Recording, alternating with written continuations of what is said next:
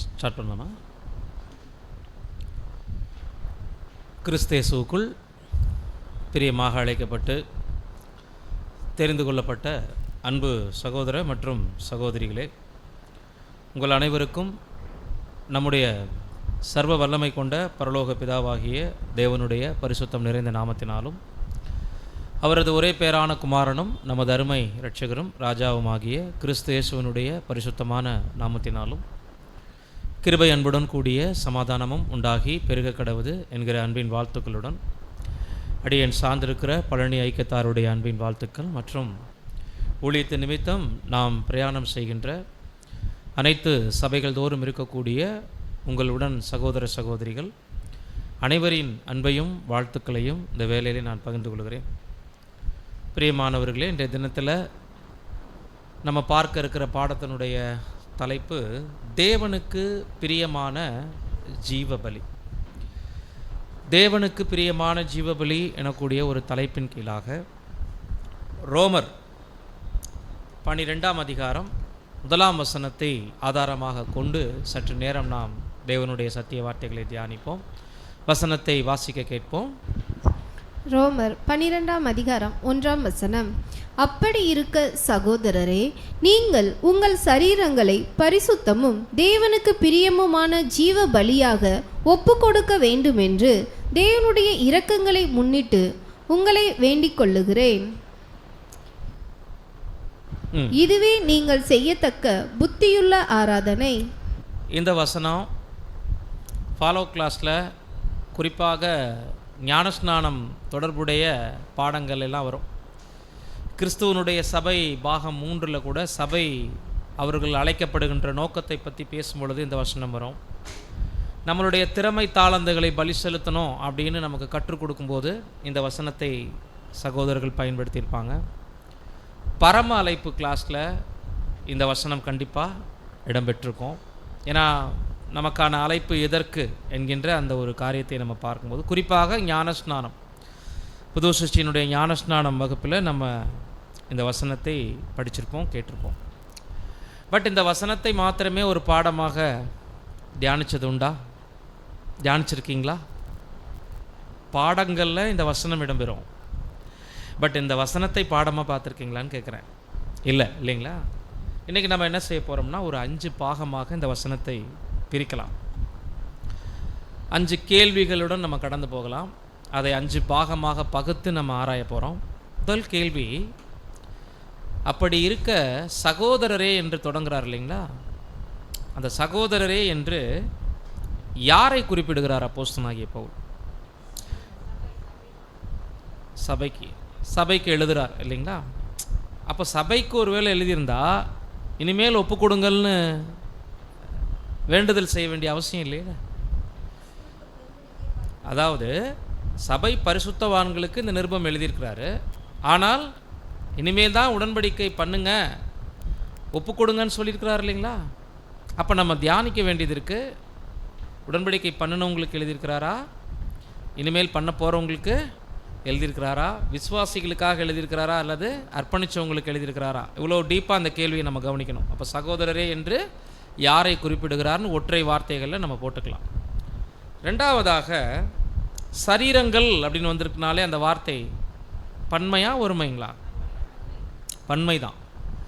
அப்படின்னா இந்த ரெண்டாவது கேள்வி ஒரு தனிப்பட்ட மனிதனுக்கான அழைப்பா, ஒரு தனிப்பட்ட சகோதரனுக்கான அழைப்பா, அல்லது அநேகருக்கான அழைப்பா, அல்லது கிறிஸ்துவுக்கு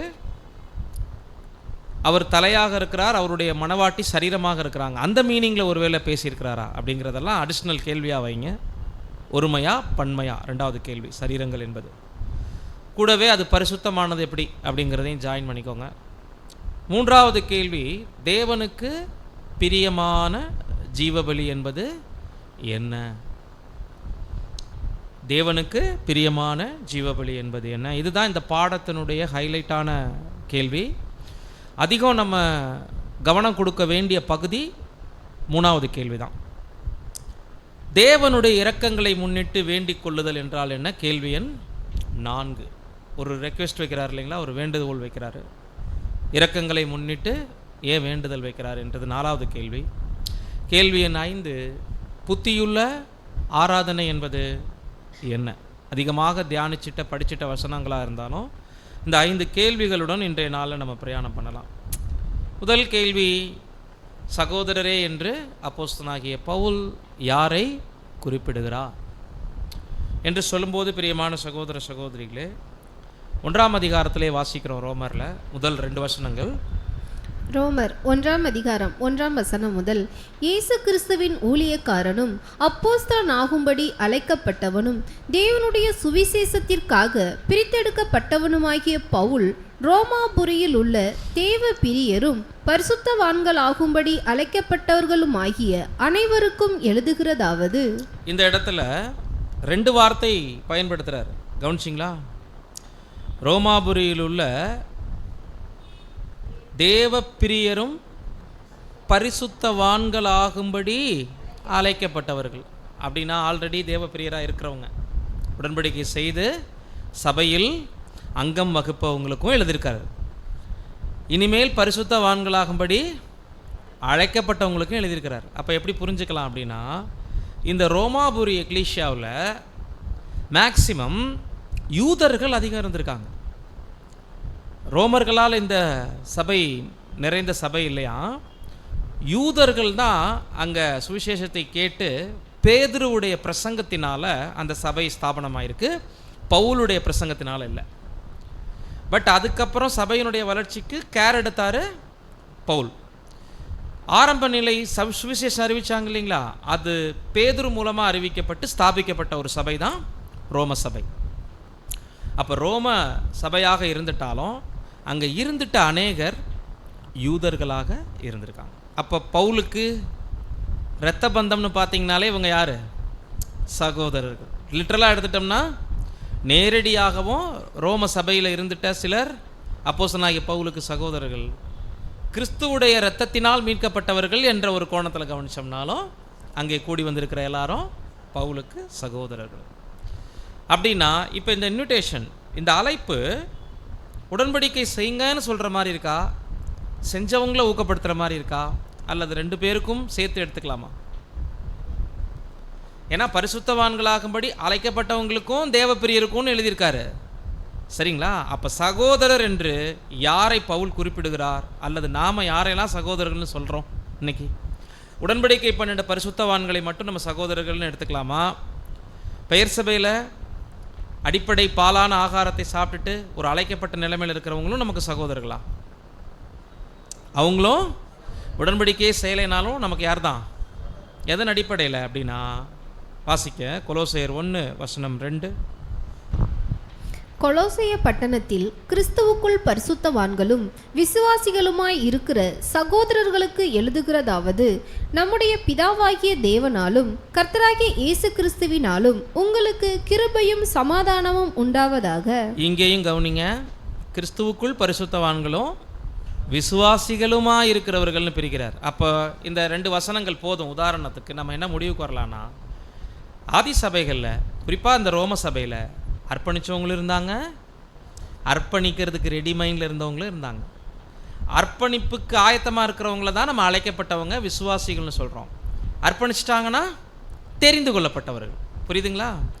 அப்போது இந்த பாடம் நமக்கு கூட எப்படி பார்க்கணுன்னா, ஒருவேளை புதிதான உடன்படிக்கைக்குள்ளே வந்திருக்கிறவங்களுக்கு, இனிமேல் பண்ண போகிறவங்களுக்கும் இந்த ரோமர் 12:1 இருக்கக்கூடிய சத்தியம், தேவன் நம்மக்கிட்ட என்ன எதிர்பார்க்குறாருங்கிறத புரிஞ்சிக்க வழி நடத்தும். ஆல்ரெடி உடன்படிக்கை பண்ணிட்டோம், வெகு நாட்கள் ஆச்சு, பட் உடன்படிக்கையை இன்னும் சரிவர புரிஞ்சுக்கல அப்படின்றவங்களுக்கு இந்த வசனத்தை எப்படி நம்ம புரிஞ்சுக்கிட்டு இனிமேல் நம்மளுடைய வாழ்க்கையை துரிதப்படுத்தலாம் என்கின்ற ஒரு எச்சரிப்பை கொண்டு வரும். எனவே இந்த பாடத்தை நம்ம 2 கண்ணோட்டத்தில் கவனிக்கணும். பேசிக்கான ஒரு விஷயமா இருக்கே அப்படின்னு யோசிச்சிங்கன்னா அது ரொம்ப பேசிக்காக தெரியலாம், ஆனால் தெரியாது. அப்படி சொல்கிறேன் நான் உதாரணத்துக்கு. முதல் இன்விடேஷனாக இருக்கு இல்லைங்களா, பரம அழைப்புக்கான ஒரு இன்விடேஷன் பற்றின வசனமாக இருக்கனால ஒரு ஆரம்ப நிலை சத்தியம்னு ஃபீல் பண்ணுறவங்களுக்கு அது அப்படி இருக்கலாம். ஆனால் இந்த வசனத்தை நம்ம படிச்சிருக்கிறோம், கேட்டிருக்கிறோம், ஆனால் இந்த அளவுக்கு இதில் உள்ள விஷயங்களை நம்ம கண்ணோக்கலையே, அப்போ நம்ம உடன்படிக்கை இன்னும் கொஞ்சம் நம்ம அடுத்த நிலைமைக்கு கொண்டு போக வேண்டியதாக இருக்குதுன்னு யோசிக்கிறவங்களுக்கு ஆவிக்குரிய ஜீவியத்திற்கு இது மிகுந்த ஒரு ஆயத்த நிலைக்கு வழி நடத்தக்கூடிய ஒரு பாடமாக இருக்கும். அப்போ சகோதரர்கள் என்று நம்ம பார்க்குறோம் 2 கண்ணோட்டங்களில் இல்லைங்களா. தேவனுடைய அர்ப்பணித்த ஜனங்களையும் சகோதரர்கள் சொல்லலாம். ஏன்னா மத்தேயுல கர்த்தர் சொல்கிறார் இல்லைங்களா, 12:48-49 வாசிங்க. தம்மிடத்தில் இப்படி சொன்னவனுக்கு அவர் பிரதியுத்தரமாக, என் தாயார் யார், என் சகோதரர் யார் என்று சொல்லி தம்முடைய கையை தமது சீசர்களுக்கு நேரே நீட்டி, இதோ என் தாயும் என் சகோதரரும் இவர்களே.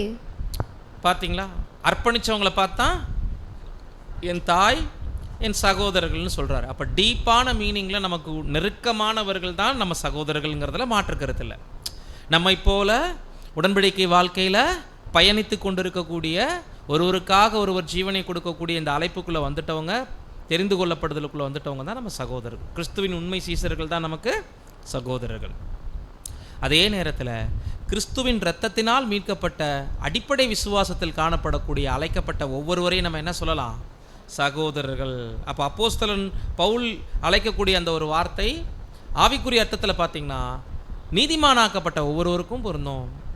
ஆண்டவர் இயேசுவின் மேலே நம்பிக்கை வச்சுட்டாலே அவங்க யார் தான் நமக்கு, அவங்கள தான் அடுத்த நிலைமைக்கு வாங்கன்னு கூப்பிடுறாரு. இப்போ ஆல்ரெடி கிறிஸ்துவை ஒரு முறை நீங்கள் விசுவாசித்து அவர் மரணத்தின் மேலே நம்பிக்கை வச்சு பிறவி பாவங்கள்லேருந்து மீட்கப்பட்டிருக்கிறீங்க, மரண தண்டனையிலிருந்து விடுவிக்கப்பட்டிருக்கிறீங்க, நீதிமான் நிலைமைக்கு வந்துட்டீங்க. இது ஒரு ஆரம்ப நிலை அழைப்பு. ஆனால் உங்களை தேவன் இதுக்காக அழைக்கலை, விசுவாசிகளாக இருக்கிறதுக்கு மட்டும் அழைக்கலை, மரண தண்டனையிலிருந்தும் பாவத்திலிருந்து விடுதலையாகிறதுக்கு அழைக்கலை. அதை விட ஒரு பெரிய விஷயம் இருக்குது. கிறிஸ்துவில் நீதிமானாக்கப்பட்ட உங்களுக்கு ஹை காலிங் ஒன்று இருக்குது, பரம அழைப்புன்னு ஒரு சத்தம் இருக்குங்கிறத 2வது சத்தமாக சொல்கிறார். இதை கூட பிரதர் ரசல் அவர்கள் முதல் வால்யூமில் சொல்லும் பொழுது, பெயர் கிறிஸ்தவ அமைப்பு அதில் உள்ள விசுவாசிகள் முதல் சத்தத்தை கேட்டு ஒபே பண்ண ரெடி, 2வது சத்தத்துக்கு ஒபே பண்ண ரெடியில் இல்லை. முதல் சத்தம் கிறிஸ்துவை விசுவாசி, அப்பொழுது நீயும் உன் வீட்டாரும், இது எல்லாரும் ரெடி. ஏன்னா விசுவாசிக்கணும், அவ்வளோதான், எங்களுக்கு பெரிய வேலையெல்லாம் இல்லை. ஆனால் அதுக்கப்புறம் உங்கள் சரீரங்களை பரிசுத்தமும் தேவனுக்கு பிரியமான ஜீவபலியாக ஒப்பு கொடுக்கணுங்கிறது பரம அழைப்பின் வாசல். அது இப்போ பெற்றுக்கொண்ட ஜீவனை நீங்கள் அப்படியே பலி செலுத்தணும். அப்போ தான் உங்களுக்கு பரலோக உயிர்த்தெழுதலில் பங்கடைய முடியுங்கிறது. இந்த 2வது இன்விடேஷன் பற்றி கிறிஸ்தவர்களுக்கு இன்றைய நாளில் நாலேஜே இல்லை. நமக்கு இருக்குது, பட் எந்த அளவுக்கு புரிஞ்சுக்கிறோம் அப்படிங்கிறத இந்த பாடத்தின் மூலமாக நம்ம சோதிக்கலாம். இப்போ கேள்வி எண் 2, சரீரங்கள் என்பது ஒருமையா அல்லது பன்மையா, அல்லது இன்னொரு விதத்தில் கேட்டால் கர்த்தருடைய சரீரமாகிய சபையை பற்றி இந்த இடத்துல பேசியிருக்கிறாரா அப்படின்னு கேட்டிங்கன்னா, ஸ்பிரிச்சுவல் அர்த்தத்தில் இங்கே பவுல் பேசலை. அதை நம்ம டிக்ளேர் பண்ணிக்கலாம். கிறிஸ்து தலை, நீங்கள் எல்லோரும் சரீரவயங்களாக இருக்கிறீங்க அப்படிங்கிற மீனிங்கில் பேசலை. ஏன்னா எபேசியரில் பேசுகிறார் இல்லைங்களா, அவர் தலை, அநேக அவயங்கள் இருக்குது சரீரங்கள் அப்படின்னு. அதே மாதிரி 1 கொரிந்தியர் 12ஆம் அதிகாரத்தில் பேசுவார், எபேசியர் 4ஆம் அதிகாரத்தில் பேசுவார். அதெல்லாம் ஸ்பிரிச்சுவலாக தலை இருக்கிறார், அவருக்கு சரீர அவயங்கள் நம்ம இருக்கிறோம் அப்படின்ற ஒட்டுமொத்த அங்கங்களை பற்றின ஒரு குறிப்பிடுதல் அது. ஆனால் இங்கே உங்கள் சரீரங்களைங்கிறது உங்களைப் போல என்னையைப் போல மாம்சத்தில் இருக்கும்போது இந்த அழைப்புக்குள் வரக்கூடிய நம்மளுடைய பர்சனல் சரீரத்தை பற்றி பேசுகிறார். எதை ஒப்பு கொடுக்கணுன்றார்? இப்போ பாருங்களேன், பேசிக்காகவே கிறிஸ்துவின் சரீரமாகிய சபைன்னு இந்த இடத்துல பொருள் எடுத்துக்கிட்டோம்னா அதை நாம் எப்படி ஒப்பு கொடுக்க முடியும்? கிறிஸ்துவனுடைய சரீரமாகிய சபையை நாம் எப்படி ஒப்பு கொடுக்க முடியும் ஒரு கேதரிங்காக நம்ம பார்க்கும்போது? அப்போ இந்த இடத்துல எப்படி புரிஞ்சுக்கணும்? ஆவிக்குரிய சரீரமாகிய சபை பற்றி பேசலை, நம்ம ஒவ்வொருவருக்கும் இருக்கக்கூடிய பாடி, இந்த சரீரத்தை தேவ ஊழியத்திற்கென்று ஒப்பு கொடுங்க அப்படி பேசுகிறார். அப்போ சரீரம் என்பது இந்த இடத்துல ஒருமை தான், பன்மை கிடையாது, ஒருமை தான். கிறிஸ்துவின் சரீரமாகிய சபை பற்றி அந்த ஆவிக்குரிய அடையாள அர்த்தத்திலையும் பேசலை. ஒவ்வொருவரும் ஒரு சரீரத்தை பெற்றிருக்கிறீங்க தேவனிடத்திலிருந்து. அந்த சரீரத்தை தேவனுடைய ஊழியத்திற்காகவே நீங்கள் என்ன பண்ணிருங்க, ஒப்பு கொடுத்துருங்கன்னு சொல்ல வராரு. அப்படின்னா சரீரம்னு தானே சொல்லியிருக்கணும். கேள்வி புரியுதுங்களா? உங்கள் சரீரத்தை பரிசுத்தமும் தேவனுக்கு பிரியமுமானன்னு சொல்லியிருந்தா ஒருமை. சரீரங்களைன்னு சொல்லியிருக்காருல்ல, அதனால தானே உங்களுக்கு இன்னமும் அந்த டவுட் இன்னும் குறையாமல் இருக்கு. அப்படின்னா இதற்கான விளக்கம் என்ன அப்படின்னா, முதலாவது அந்த சரீரம் எப்படி பரிசுத்தமானது நம்ம படிக்கலாம். எபிரேயர் 10:22. எபிரேயர் 10ஆம் அதிகாரம் 22ஆம் வசனம், துர்மனசாட்சி நீங்க தெளிக்கப்பட்ட இருதயம் உள்ளவர்களாயும் சுத்த ஜலத்தால் கழுவப்பட்ட சரீரம் உள்ளவர்களாயும் உண்மையுள்ள இருதயத்தோடும் விசுவாசத்தின் பூரண நிச்சயத்தோடும் சேரக்கடவோம். இங்க உங்கள் அவயவங்களை என்ன வசனம் படித்தோம்ப்போ? எபிரேயர் 10:22. துர்மனசாட்சி நீங்க தெளிக்கப்பட்ட இருதயம் உள்ளவர்களாயும் சுத்த ஜலத்தால் கழுவப்பட்ட, இங்கே ஒருமையில் வருதா? இருதயம் சரீரம், இங்கே பன்மையில் வரல. அப்படின்னா நம்ம ஒவ்வொருத்தருடைய இருதயமும் கிறிஸ்துவை விசுவாசிக்கும் போது சுத்திகரிக்கப்பட்டது. கெட்ட மனசாட்சி, பிறவி பாவங்கள், துர்குணங்களில் இருந்து நம்மளுடைய மனசாட்சியை சுத்திகரித்தார் முதல்ல. அப்போ கூடவே ஒரு விஷயம் நடந்துச்சான், நம்மளுடைய சரீரங்களும் சேர்த்து கழுவப்பட்டது. எப்படி புரிஞ்சுக்கலாம்? பெயர் சபை ஜனங்களை கேட்டால் என்ன சொல்லிடுவாங்க? நம்ம ஞானஸ்தான தொட்டியில் மூழ்கி எழுந்திருக்கும் போது சரீரம் கழுவப்பட்டதுன்றவாங்க. அப்படிப்பட்ட கழுவப்படுதலை பற்றி இங்கே புரிஞ்சுக்கக்கூடாது. நாம் எப்போ கிறிஸ்துவை விசுவாசித்து நீதிமானாக்கப்பட்டோமோ அப்போவே பாவ சரீரம் மரித்ததாக எண்ணப்படுது. பாவ சரீரத்தில் தான் இன்னமும் ஜீவிக்கிறோம், மாற்று கருத்து இல்லை. ஆனால் தேவனால் அந்த பாவ சரீரம் மரித்ததாக பார்க்கப்பட்டாச்சு. அப்போ இப்போ நம்ம உயிரோடு இருக்கிற சரீரத்தை என்னன்னு சொல்லலாம் அப்படின்னா, சகோதரர் அதுக்கு என்ன விளக்கம் கொடுக்குறாங்கன்னா, இப்போ நம்மக்கிட்ட இருக்கிற சரீரம் தேவனால் கடனாக நம்மளிடம் கொடுக்கப்பட்டதான். ஒப்பு கொடுத்துட்டோம், சரீரத்தை ஒப்பு கொடுத்துட்டோம், அதை மீண்டும் நம்மக்கிட்டே கொடுத்துருக்குறார். புரியுதுங்களா? நாம் நீதிமான்களாக்கப்படும் போது ஆதாமுடைய பாவங்களுக்கு, பிறவி துர்குணங்களுக்கு, மரண தண்டனைக்கு மறிச்சிட்டோம். இப்போ உயிரோடு இருக்கிற நம்ம ஒவ்வொருவரும் புதிய ஜீவன் பெற்றுக்கொண்ட நீதிமான்கள். புரியுதுங்களா பாயிண்ட்டு? இப்போ நீதிமான்கள் ஆக்கப்பட்ட பிறகு வேற சரீரம் வந்துச்சா நமக்கு? இப்போ எந்த சரீரமே இருக்கு? அந்த சரீரம்தான், பழைய சரீரம்தான் நீதியாக எண்ணப்பட்டது. புதுசு போல தேவன் நம்மக்கிட்ட நினச்சி இந்த சரீரத்தையே நம்மகிட்ட கொடுத்துட்டாராம். அப்போ நமக்கு ஒரு கேள்வி வருதில்ல, தேவ ஊழியத்தை தானே செய்கிறோம், நமக்கு ஏன் பரிசுத்தமாக புது சரீரத்தை கொடுக்கக்கூடாது? தேவனால் முடியுமா முடியாதா? ஒரு கரை இல்லாத பரிசுத்தமான நோய் நொடி இல்லாத சரீரத்தை கொடுத்துருக்கலாம். ஏன் கொடுக்கலனா, இந்த சரீரத்திலே இருக்க போகிறதா இருந்தால் கொடுத்துருப்பாரு. இந்த சரீரத்தை தான் இன்வெஸ்ட் பண்ண போகிறோமே, பூமிக்குரிய ஜீவனை பூமிக்கே, நம்ம பூமியின் வாழ்க்கைக்கே, பலியின் வாழ்க்கைக்கே ஒப்பு கொடுத்து தேவனுக்கு ஒப்பு கொடுத்துட்டு வேற சரீரத்தை மாற்ற போகிறோம்ல, ஆவிக்குரிய சரீரமாக உயிர்த்தெழுதலில் மாற்றிக்க போகிறோம்ல. அப்போ இந்த சரீரத்தை ஏன் பூரணப்படுத்தணும்? அப்போ சிந்தையில் நம்மளை என்னவா நினச்சிக்கிறாரு? சுத்த ஜலத்தால் கழுவப்பட்ட சரீரம் உள்ளவர்களாக தேவன் நினச்சிக்கிறாரு. இப்போ நம்ம ஒவ்வொருத்தருடைய சரீரத்திற்கான அழைப்பு தான் இந்த 12:1. புரியுதுங்களா பாயிண்ட்டு?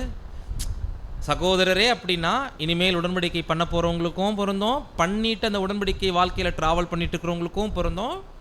உங்கள் சரீரங்கள் என்பது உங்கள் ஒவ்வொருத்தருக்கும் ஒரு சரீரம் இருக்குது, எனக்கு ஒரு சரீரம் இருக்குது.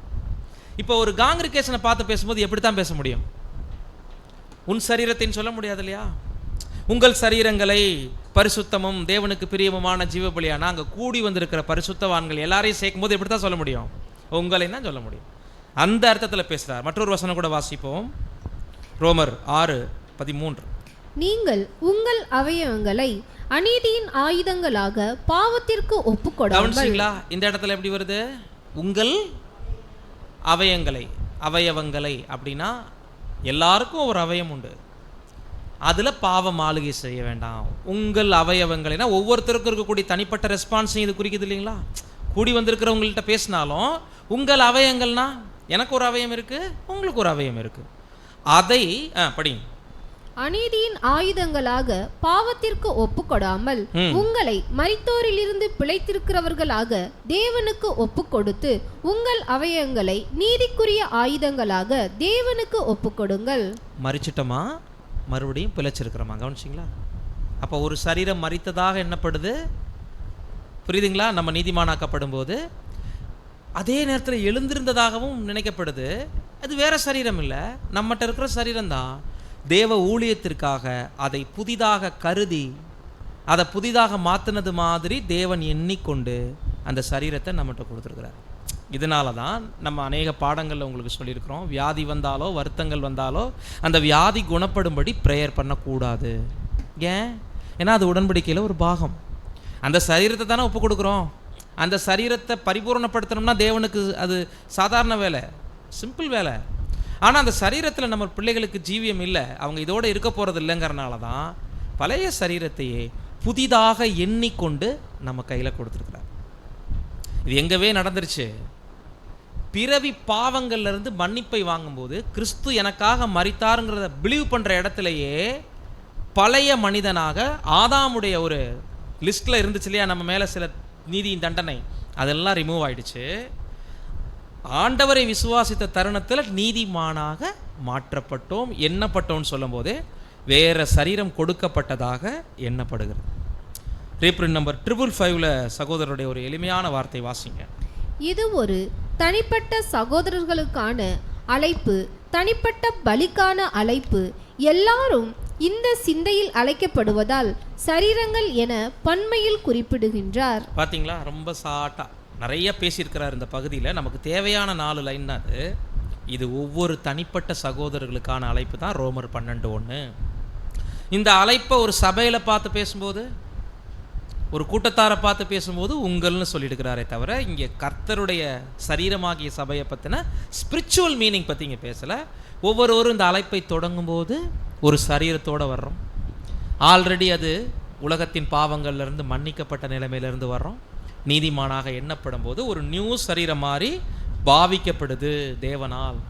இப்போ அந்த சரீரத்தை ஒப்பு கொடுங்க அப்படிங்கும்போது தான் பெயர் சபை இந்த இடத்துல யோசிக்குது. அவங்க என்ன புரிஞ்சுக்கிறாங்க, ஞானஸ்தானம் தான் நம்ம எடுத்துட்டோம்ல, அப்படின்னாலே ஞானஸ்தானம் எடுக்கும்போதே ஒரு வேறு லைஃப் நமக்கு வந்துருச்சு, பரலோகத்துக்கும் போய்க்கலாம், எல்லாம் செஞ்சுக்கலாம், அந்த ஒரு இடத்துல கழுவி சுத்திகரித்தாலே முடிஞ்சிச்சுங்கிறத இதை ஞானஸ்தானத்தோடு அப்ளை பண்ணி முடிச்சிருவாங்க இந்த ஒரு பாயிண்ட்டை. ஆனால் பவுலுடைய ஆழமான அழைப்பு எதுக்குன்னா, நீதிமான் ஆக்கப்பட்டுட்டீங்க, சகோதரர் ஆயிட்டீங்க. அவங்கள்ட்ட பேசுகிறார், 2வது கட்டத்துக்கு கடந்து போங்க. உங்களை சகோதரர் ஆக்குனது, கிறிஸ்துவுக்கு உடன் சகோதரர் ஆக்குனதும் நீதிமான் ஆக்குனதும் எதுக்குன்னா, பூமிக்குரிய வாழ்க்கையை அனுபவிக்கிறதுக்கு இல்லை, உங்கள் சரீரங்களையே நீங்கள் திரும்ப ஒப்பு கொடுக்கறதுக்கு. இப்போ பாயிண்ட் புரியுதுங்களா? ஒரு சரீரம் உங்களுக்கு கிடச்சிச்சு, ஒரு ஜீவன் கிடச்சிருச்சு. அது சரீரம் பரிசுத்தமாக புதுசானதாக இல்லைனாலும் கூட நினைக்கப்படுது, எண்ணப்படுகிறது. அந்த போல் இந்த சரீரத்தை மீண்டும் பலிபீடத்தில் தூக்கி வைங்கிறாரு. அந்த 2வது இன்விடேஷனை தான் பெயர் சபை மதிக்கிறதே இல்லை. மதிக்கிறதுனா அவங்களுக்கு புரியறதில்லை. அந்த 2வது சத்தத்துக்கு செவி கொடுக்குறவங்க மட்டும்தான் சபையாக முடியும் அப்படிங்கிறதா இந்த வசனத்தினுடைய கருப்பொருள். இப்போ முக்கியமான 3வது பாயிண்ட், தேவனுக்கு பிரியமான ஜீவபலினா என்ன? இதை கூட நம்ம 2 பார்ட்டாக பிரிச்சுக்கலாம். ஜீவபலினா என்ன, பிறகு அது தேவனுக்கு எப்படி பிரியமாக மாறுச்சு அப்படின்றத அதே கேள்விக்குள்ளே 3வது கேள்விக்குள்ளே அடிஷ்னலாக நம்ம பார்க்கலாம். ஜீவபலிங்கிற இந்த இடத்துல இருந்து தான் இந்த பாடம் சற்று ஆழமாக நம்ம கவனிக்க போகிறோம். ரொம்ப மைனூட்டாக நீங்கள் கவனிக்கலைன்னா இந்த பாடத்திற்குன்னு இருக்கக்கூடிய அந்த புரிதலை இழந்துருவீங்க. இப்போ இந்த 2 பாயிண்ட் நிச்சயம் உங்களுக்கு அண்டர்ஸ்டாண்டிங் ஆகிருக்கும். 3வது பாயிண்ட் ரொம்ப டீப்பாக இருக்கும். இந்த இடத்துல கவனத்தை சிதற விட்டீங்க அப்படின்னா அடுத்து வரக்கூடிய அந்த பாக்கி 2 பாயிண்ட்டும் நம்ம அண்டர்ஸ்டாண்ட் பண்ணுறது கஷ்டமாக இருக்கும். ஜீவ பலி அப்படின்னா என்ன? அந்த ஜீவ பலி என்பதனுடைய பொருள் என்ன அப்படின்னா, எந்த ஒரு உயிரும் உயிருடன் இருக்கும் பொழுது செலுத்தினால் அதுக்கு பெயர் தான் ஜீவ பலி. மரிச்ச பிறகு செலுத்தினா அதை ஜீவ பலின்னு என்ன பண்ண முடியாது, சொல்ல முடியாது. அப்போ ஜீவ பலிங்கிறத இன்னொரு வார்த்தையில் சேர்த்துக்குங்க, அதோட ஜீவிய பலி அப்படி போட்டிங்கன்னா இன்னும் எளிமையாக இருக்கும். ஜீவியத்தை பலியாக்குதல் அப்படி போட்டுக்குங்க. ஜீவ பலிங்கிற இடத்தினுடைய ஆழம் விரிவாக்கம் ஜீவியத்தையே பலியாக்கும்.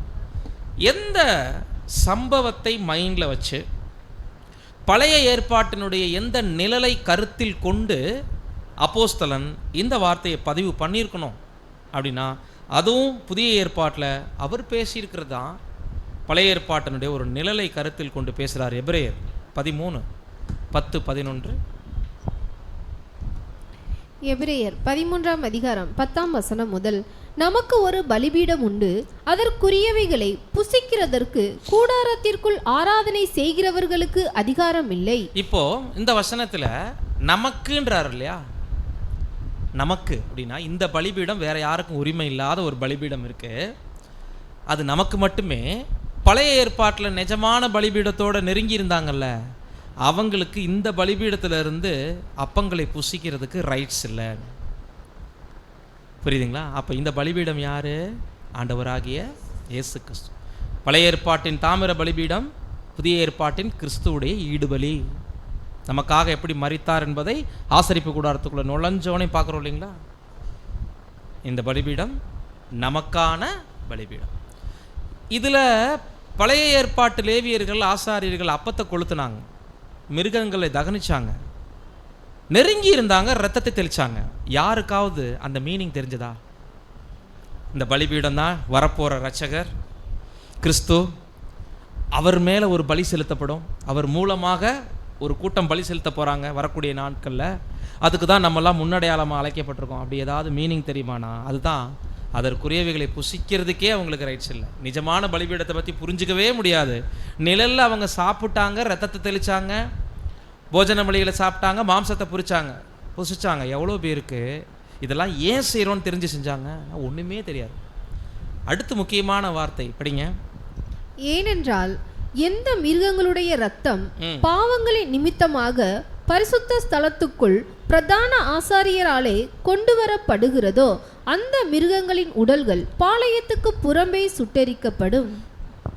பாவ நிவாரண பலியில் என்ன நடக்கும் அதை ரொம்ப சுருக்கமாக பேசிட்டார் இந்த இடத்துல.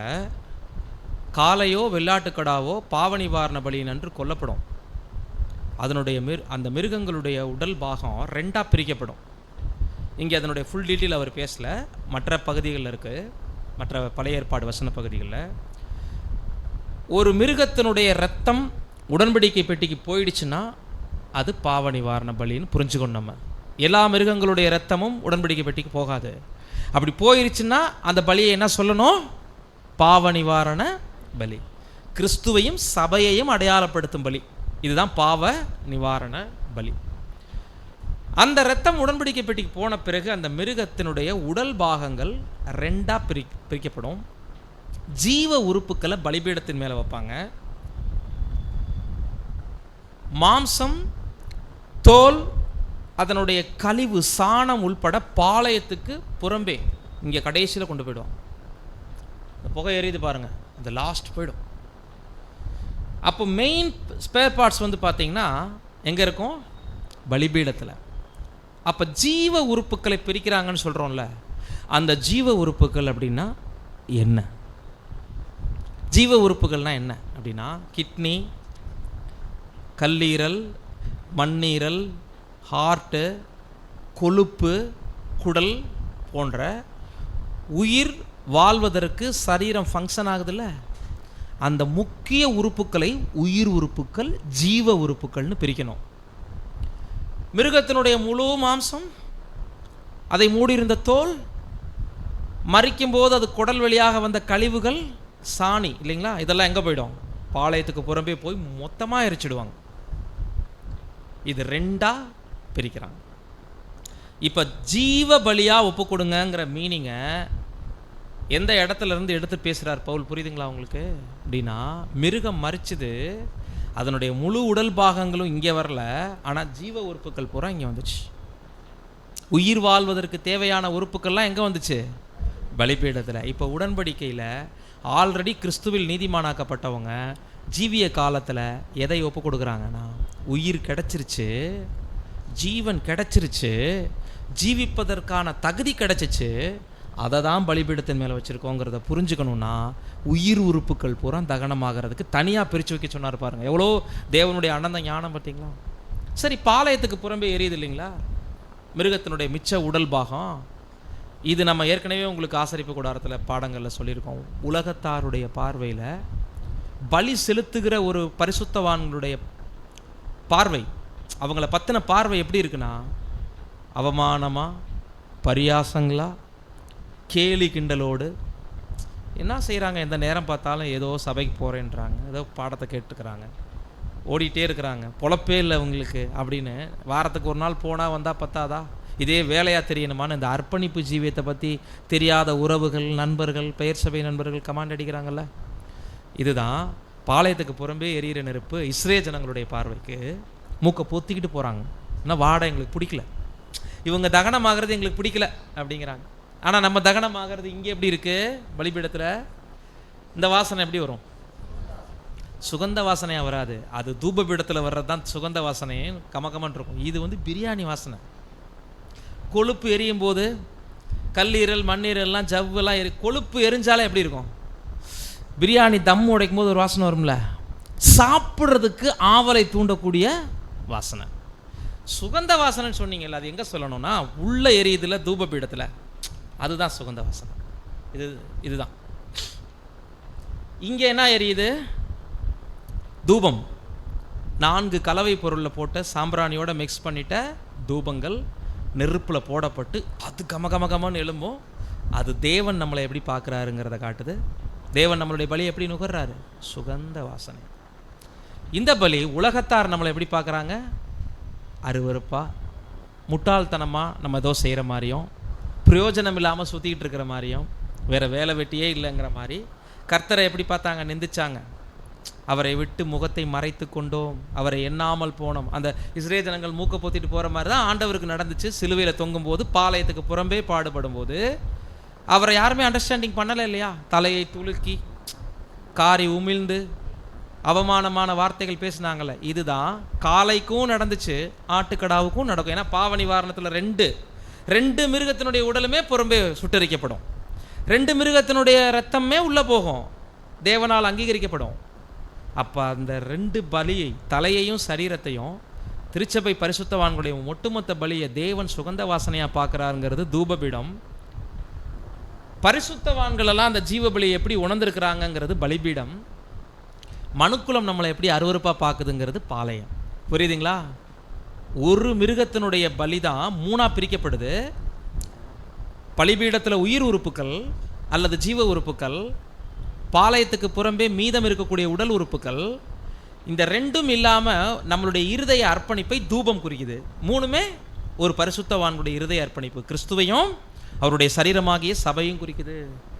இது 3 கண்ணோட்டத்தில் தேவன் பிரித்து பார்க்குறார். ஆனால் பலிபீடத்தில் வைக்கப்பட்ட பலி தான் நமக்கு ஹைலைட். இந்த இடத்துல அது எப்படிப்பட்டதாக இருக்குது? பலிபீடத்தில் வைக்கப்பட்ட பலி வாசிக்க கேட்போம். ரீப்ரிண்ட் பாயிண்ட் இது. பழைய ஏற்பாட்டில் மிருகங்கள் கொல்லப்பட்டு பலியாக பலிபீடத்தில் வைக்கப்பட்டு தகனிக்கப்பட்டன. புதிய ஏற்பாட்டில் விசுவாசிகள் உயிருடன் இருக்கும் போதே, அண்டர்லைன் பண்ணுங்க, நோட் பண்ணி வச்சுக்கோங்க. பழைய ஏற்பாட்டில் ஒரு மிருகம் செத்த பின்னாடி பலிபீடத்துக்கு போகுது. புதிய ஏற்பாட்டில் விசுவாசிகளாக இருக்கிறவங்க உயிருடன் இருக்கும் போதே பலிபீடத்துக்கு போகிறோமா? படிங்க. உயிருடன் இருக்கும் போதே தங்கள் சுய சித்தத்தை மரணத்துக்கு ஒப்பு கொடுக்கிறார்கள். ஒவ்வொரு நாளும் தேவனுக்காகவும் சத்தியத்துக்காகவும் சகோதரர்களுக்காகவும் தங்கள் நேரத்தை செலவிட்டு மரண பரியந்தம் உண்மையாய் இருப்பதே ஜீவபலி. பார்த்தீங்களா? இப்போ மரண தண்டனையில் இருக்கிறவங்கள ஜீவபலி செலுத்துங்கன்னு கேட்க முடியாது. ஏன்னா மரண தண்டனையில் இருக்கிறவங்களுக்கு ஜீவனே இல்லை. யாரை பார்த்தா ஜீவபலின்னு சொல்ல முடியும்?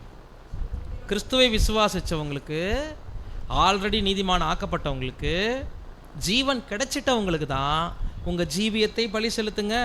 அப்போ அது எப்படி அந்த ஒப்புமை கொடுக்குறாரு பாருங்க. பழைய ஏற்பாட்டின் மிருகங்கள் கொல்லப்படுது, அது நமது ஞானஸ்தானம். அந்த மிருகம் கொலை செய்யப்படுறது நம்ம ஞானஸ்தானத்துக்கு ஒப்பிடப்படுது. அதுக்கு பிறகு தான் அது பலிபீடத்தில் வைக்கப்படுதுன்னா, ஞானஸ்தானம் எடுக்கும்போது நமக்கு வேலை இல்லை, எடுத்த பிறகு தான் வேலையே ஸ்டார்ட் ஆகுது. பெயர் சபை மாதிரி ஞானஸ்தானம் எடுத்தோடனே ஒரு புதிய வாழ்க்கை வந்துடல நமக்கு. அங்கே தான் புதிய வாழ்க்கை ஆரம்பிக்குது. அவங்க எல்லாமே முடிஞ்சிட்டு தான் நினைக்கிறாங்க. ஞானஸ்தானம் எடுத்து நான் பூரணம் அடைஞ்சிட்டேன்றாங்க, நான் பரலோகம் இன்றைக்கே ரெடின்றாங்க. ஆனால் நமக்கு நியாய தீர்ப்பே ஞானஸ்தானத்துக்கு பிறகு தான், அர்ப்பணித்த பிறகு தான் தொடங்குது. அப்போ உயிருடனே நம்ம என்ன பண்ண போடுறோமா? அந்த மிருகம் செத்து போய் நெருப்பில் தூக்கி வைக்கும்போது அதுக்கு என்ன நடந்தாலும் தெரியாது. நமக்கு உணர்வு இருக்குது, எல்லா புரிதலும் இருக்கும்போது பலிபீடத்தின் மேலே நம்ம ஆவிக்குரிய விதத்தில் வைக்கப்பட்டிருக்கோம். சுய சித்தத்தை மரணத்துக்கு ஒப்பு கொடுத்துருக்குறோமா? ஒவ்வொரு நாளும் தேவனுக்காகவும் சத்தியத்திற்காகவும் சகோதரர்களுக்காகவும் நேரத்தை செலவு பண்ணி மரண பரியந்தம் உண்மையாக இருப்பது தான் ஜீவபலி. இதை மரண தண்டனை கைதிகள்கிட்ட தேவன் கேட்கல, ஜீவனை கொடுத்துட்டு கேட்குறார். பாயிண்ட் புரியுதுங்களா? அப்போ ஜீவனுக்கு நம்மளை கொண்டு வந்துட்டு உங்கள் ஜீவியத்தை எனக்கே கொடுங்கன்னு கேட்குறது தான் ஜீவபலி. இப்படித்தான் அன்பானவர்களே நம்ம பார்க்குறோம். அதுலேயும் முக்கியமான ஒரு பாயிண்ட் வாசிங்க. முதல்ல நம்ம படித்தது 50-53 ரீப்ரிண்ட் நம்பர். இப்போ வாசிங்க 13-85. ஒரு மிருகத்தை கொல்வது சில நிமிடங்களில் முடிந்துவிடும். ஆனால் மாம்சம் எரிவதற்கு சில மணி நேரங்கள் தேவைப்படும். அதுபோல நமது அர்ப்பணிப்பு வாழ்க்கை முழுவதும் உள்ளது. மிருகத்தின் மரணம் நமது அர்ப்பணிப்பு தகனமாவது என்பது கொஞ்சம் கொஞ்சமாக தேவனின் சேவைக்காக எடுக்கப்படும் செயல்முறையாகும். என்ன அருமையாக இருக்கு பார்த்தீங்களா? ஒரு நொடி பொழுதில் கொன்னவனே ஒரு மிருகத்தினுடைய உயிர் போயிடும். அந்த மாதிரி தேவன் நம்மளுடைய மரணத்தை கேட்டிருந்தாருன்னா நம்ம ஒரு செகண்ட் கொடுத்துருக்கலாம். அது வலியெல்லாம் இருக்காது, வேதனையெல்லாம் இருக்காது, சிந்தையில் போராட்டமெல்லாம் இருக்காது, பிரச்சனையே இருக்காது. ஆனால் ஒவ்வொரு நாளும் சாகணுங்கிறது தான் ஜீவபலி. உயிரோடு இருப்போம், உயிரோடு இருந்தாலும் ஒவ்வொரு பரீட்சையாக எதுக்கு வருது நமக்கு? விசுவாசத்தை சோதிக்க, பொறுமையை சோதிக்க, நம்மளுடைய சகிப்புத்தன்மையை சோதிக்க, நம்ம எந்த அளவுக்கு கிறிஸ்துவனுடைய சாயலில் வளர்றோங்கிறத சோதிக்கிறதுக்கு தினசரி தேவன் அந்த அர்ப்பணிப்பு வாழ்க்கை முழுவதும் நமக்கு அனுமதிக்கிற சோதனை நம்மளை சுட்டரிக்கிற நெருப்புகள். 3 இடத்துலையும் நெருப்பு வருது இல்லையா? தூபபீடத்தையும் அந்த தகனமாகக்கூடிய சுகந்தவருக்கும் நெருப்பில் தான் தகனமாகுது. பலிபீடத்துலையும் உயிர் உறுப்புக்களை நெருப்பு தான் தகனிக்குது. பாளையத்துக்கு புறம்பேவும் மிச்சம் இருக்கிற மாம்சத்தை நெருப்பு தான் சோதிக்குது. இந்த 3 இடங்கள்லையுமே பிரதர் என்ன கருத்து சொல்கிறாருன்னா, உண்மை பரிசுத்தவான்களை சபை வாய்ப்புக்கு ரெடி பண்ணுறதுக்கு தேவனால் அனுமதிக்கப்படுகிற பரிசுத்த சோதனைகள். அந்த நெருப்பு என்ன சோதனையா? பரிசுத்த சோதனை. மாறாக மதியினத்தால் வரும் சோதனை அது கிடையாது. மதியினத்தினால் சிலருக்கு சோதனை வரும். சிலர் சொல்லுவாங்க, ஒரே கடன் பிரதர், ஊர் பூரா ஒரே சோதனையாக இருக்குதுன்னு சொல்லுவாங்க. கடனை வாங்கி வச்சுட்டு சோதனைங்கிறதுக்கு பேர் பரிசுத்த சோதனையா? யார்கிட்டையாவது எதையாவது பேச தெரியாமல் பேசி மாட்டிக்கிட்டு பிரச்சனையில் மாட்டியிருப்போம், அது கூட ஒரு சோதனை தான். ஆனால் அது தேவன் அனுமதிக்குதுன்னு எடுத்துக்கோமா? நம்ம மதியினத்தால் ஏற்படுகிற சோதனை இந்த 3 நெருப்புகளுமே குறிப்பிடுறதில்லை. உலகத்தாரை தேவன் அனுமதிக்கிறார், நமது மாம்சம் சுட்டரிக்கப்பட.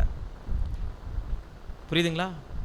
அதே மாதிரி பரிசுத்தவான்கள் பார்வையில் இருக்கக்கூடிய அந்த பலிபீடம் கூட எல்லாரும் உணர்ந்து தான் உடன்படிக்கை பண்ணியிருக்கோங்கிறத காட்டுது. எல்லாருமே ஜீவபலியை செலுத்த வந்திருக்கோம். நமக்குள்ள சோதனை இல்லையாப்பா? அப்போ இங்கேயும் கூட அந்த பலிபீடத்தில் நெருப்பெறிகிறது நம்ம மத்தியில் போகக்கூடிய சோதனை. அப்போ உடன் பரிசுத்தவான்கள் மத்தியிலையும் ட்ரையல் இருக்கும், அர்ப்பணிப்பு புரிஞ்சிருந்தாலும். அது நம்ம பார்வையை தான் அந்த பலிபீடம் காட்டுது, உலகத்தாருடைய பார்வையை பாளையம் காட்டுது. இதன் மத்தியில் நம்ம எல்லாருடைய பலியையும் நேர்மையாக பார்க்கக்கூடிய பார்வை தேவனுடையது தான். சுகந்த வாசனை. அங்கே ரெண்டுமே இந்த ஸ்மெல்லே இல்லை. மாம்சம் எறிகிற ஸ்மெல்லும் இல்லை, ஜீவ உறுப்புகள் பலியாகிற ஸ்மெல்லும் இல்லை. அங்கே உயர்ந்த சிந்தை மட்டுமே இருக்குது. என் பிள்ளைகளுடைய பலியை நான் எப்படி பார்க்குறேன்? சுகந்த வாசனையான காணிக்கையாக, பலியாக. இப்படி தான் பிதாவாகிய தேவன் பார்க்குற பார்வையாக இருக்கிறது. அப்போ அன்பான சகோதர சகோதரிகளே, இப்போ ஒரு கேள்வி உங்ககிட்ட. நம்மளுக்கு நித்திய ஜீவன் கிடைச்சிருச்சா? இனிமேல் கிடைக்க போகுதா? ஏற்கனவே பல பாடங்கள் இந்த கேள்வி நான் கேட்டிருக்கிறேன். அப்பையும் இப்படி தான் இருந்தீங்க, இப்பையும் அப்படியே இருக்கக்கூடாது. நம்மளுக்கு சரி, ஒரு க்ளூ கூட கொடுத்துட்றேன். அழியாமை கிடைச்சிருச்சான்னு நான் கேட்கல. இப்போ உங்களுக்கு ஒரு அலாட் கிடைச்சிரும். அழியாமை எப்போ தான் கிடைக்கும்? மரணத்துக்கு பின்னாடி உயிர்த்தெழுதலில் பங்கடையும் போது. அப்போ உங்களுக்கு இப்போ தெளிவடைஞ்சிருக்கும். நித்திய ஜீவன் கிடைச்சிருச்சா இல்லையா? இல்லையா?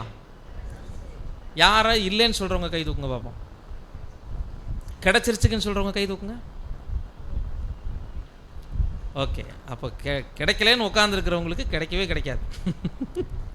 யாரெல்லாம் கை தூக்கலையோ அவங்க விசுவாசத்தின்படியே ஆக கிடைச்சிருச்சு. இவ்வளோ நேரம் பாடத்தில் என்ன தான் சொன்னேன் நான்? ஜீவன் கிடைச்சிருச்சு. கிடைச்ச ஜீவனை தானே பலிபீடத்தில் வைங்கன்னு சொல்லி இத்தனை தடவை எக்ஸ்பிளைன் பண்ண பின்னாடி நித்திய ஜீவன் கிடைச்சிருச்சான்னு கேட்டால் அதுக்கு அமைதியாக இருந்தீங்கன்னா இதுக்கு மேலே ஒன்றுமே பண்ண முடியாது. நித்திய ஜீவன்னா என்னங்க? ஆதாம் இழந்துட்ட ஜீவனை கிறிஸ்து ஈடுபலியின் மூலம் நமக்கு கொடுத்துட்டார்ல, அதை விசுவாசிச்சோம்ல, அங்கேயே எந்த இடத்துக்கு வந்துட்டோம். இப்போ தேவன் நம்மளை யாரா பார்க்குறாரு? ஜீவன் கிடைச்சிட்ட பிள்ளைகளா பார்க்கறனால தான் பரமழைப்புக்கே நம்மளை கூப்பிடுறாரு. பாவிகளோடு தேவன் உடன்படிக்கை பண்ண மாட்டாரு. 2வது எவிடன்ஸ் இது. தேவன் உடன்படிக்கை பண்ணணும்னா நம்ம யாரா இருக்கணும்? பரிசுத்தவான்களா இருக்கணுமா, பாவிகளா இருக்கணுமா? நீதிமான்களா இருக்கணும். பரிசுத்தவான்கள் கூட சொல்லாதீங்க, அது கூட 2வது உடன்படிக்கைக்கு பின்னாடி. நீதிமானா இருந்தாதான் ஆதாமே நீ எங்கே இருக்கிறாயின்னு அவர் கூப்பிட்டு பேசுவார். இப்போ நம்ம கூட தேவன் பேசுறாருன்னா நம்ம யாரு? நீதிமான்கள். நம்மளை தான் உங்கள் சரீரங்களை பரிசுத்தமும் தேவனுக்கு பிரியமுமான ஜீவபலியாக ஒப்பு கொடுங்கிற அடுத்த இன்விடேஷனுக்கே அழைக்கிறாருன்னா தேவனே கன்சிடர் பண்ணியிருக்கிறார் உங்களே என்னை நித்திய ஜீவன் கிடைச்சிருச்சுன்னு நம்ம வேணான்னுட்டு இருக்கிறோம். புரியுதுங்களா? நித்திய ஜீவன் நமக்கு கிடைச்சிருச்சு. ஒரு முக்கியமான வசனம் படிங்கன்னு உங்களுக்கு டேலி ஆகும் விஷயம். வாசிங்க. எபிரேயர் 1 கொரிந்தியர் 6:12-13. எல்லாவற்றையும் அனுபவிக்க எனக்கு அதிகாரம் உண்டு, ஆகிலும் எல்லாம் தகுதியாயிராது. எல்லாவற்றையும் அனுபவிக்க எனக்கு அதிகாரம் உண்டு, ஆகிலும் நான் ஒன்றிற்கும் அடிமைப்பட மாட்டேன். வயிற்றுக்கு போஜனமும் போஜனத்துக்கு வயிறும் ஏற்கும். ஆனாலும் தேவன் இதையும் அதையும் அழிய பண்ணுவார். சரீரமோ வேசித்தனத்திற்கு அல்ல, கர்த்தருக்கே உரியது, கர்த்தரும் சரீரத்திற்கு உரியவர். நித்திய ஜீவன் கிடைச்சிருச்சுங்கிறத சுத்தி வளைச்சு சுவாரஸ்யமாக இந்த வசனத்தில் நமக்கு புரிய வைக்கிறாரு. எல்லாவற்றையும் அனுபவிக்க எனக்கு அதிகாரம் உண்டுனா பாவிக்கு உண்டா தேவ பிள்ளைகளுக்கு உண்டா இந்த அதிகாரம்? ஆதாமுடைய இரத்தத்தில் வந்தவங்களுக்கு எல்லாவற்றையும் அனுபவிக்க இந்த உலகத்தில் அதிகாரம் இன்னைக்கு இருக்குதா? தேவனை விசுவாசித்து கிறிஸ்துவினுடைய இரத்தத்தினால் மீட்கப்பட்டவங்களுக்கு எல்லா அதிகாரமும் வந்துருச்சாப்பா? என்னையும் சேர்த்து குழப்பாதீங்க யாரும். இந்த இடத்துல தேவ பிள்ளைகளுடைய பார்வையில் பேசுகிறாரு. எனக்கு அதிகாரம் உண்டுன்னு பவுல் யாரை சொல்கிறாரு? தன்னை. அப்போ நீதிமானாக்கப்பட்ட ஒவ்வொருவருக்கும் இந்த உலகத்தில் மறுபடியும் எல்லா பிளஸ்ஸிங்கும் கிடைச்சிருச்சுன்னு சொல்ல வராரு. எல்லாவற்றையும் அப்படின்னா இந்த உலகத்தில் ஆதாமுக்கு எதெல்லாம் மறைவாக இல்லையோ அவரை படைச்சிருக்கும் போது ஏதேன் தோட்டத்தில் எல்லாம் இருந்துச்சுல்ல. பாருங்கள், சுகமாக இருந்தார், சந்தோஷமாக இருந்தார், விலங்குகளுக்கு பேர் வச்சார், சாப்பிட்டாரு, மனைவியோட சந்தோஷமாக இருந்தார், கண்ணீர் இல்லை, கவலை இல்லை, வியாதி இல்லை. இந்த இடத்துக்கு வந்துட்டோங்கிறாரு பவுல். நம்மளை இப்போ பூமியில் இருக்கும்போதே எல்லாம் கிடச்சிருச்சு, எல்லாவற்றையும் அனுபவிக்க அதிகாரம் உண்டாயிடுச்சு. நமக்கான சிந்தனை என்னவாக இருக்கணும்னா அதை அனுபவிக்க போகக்கூடாது. பாயிண்ட் புரியுதுங்களா?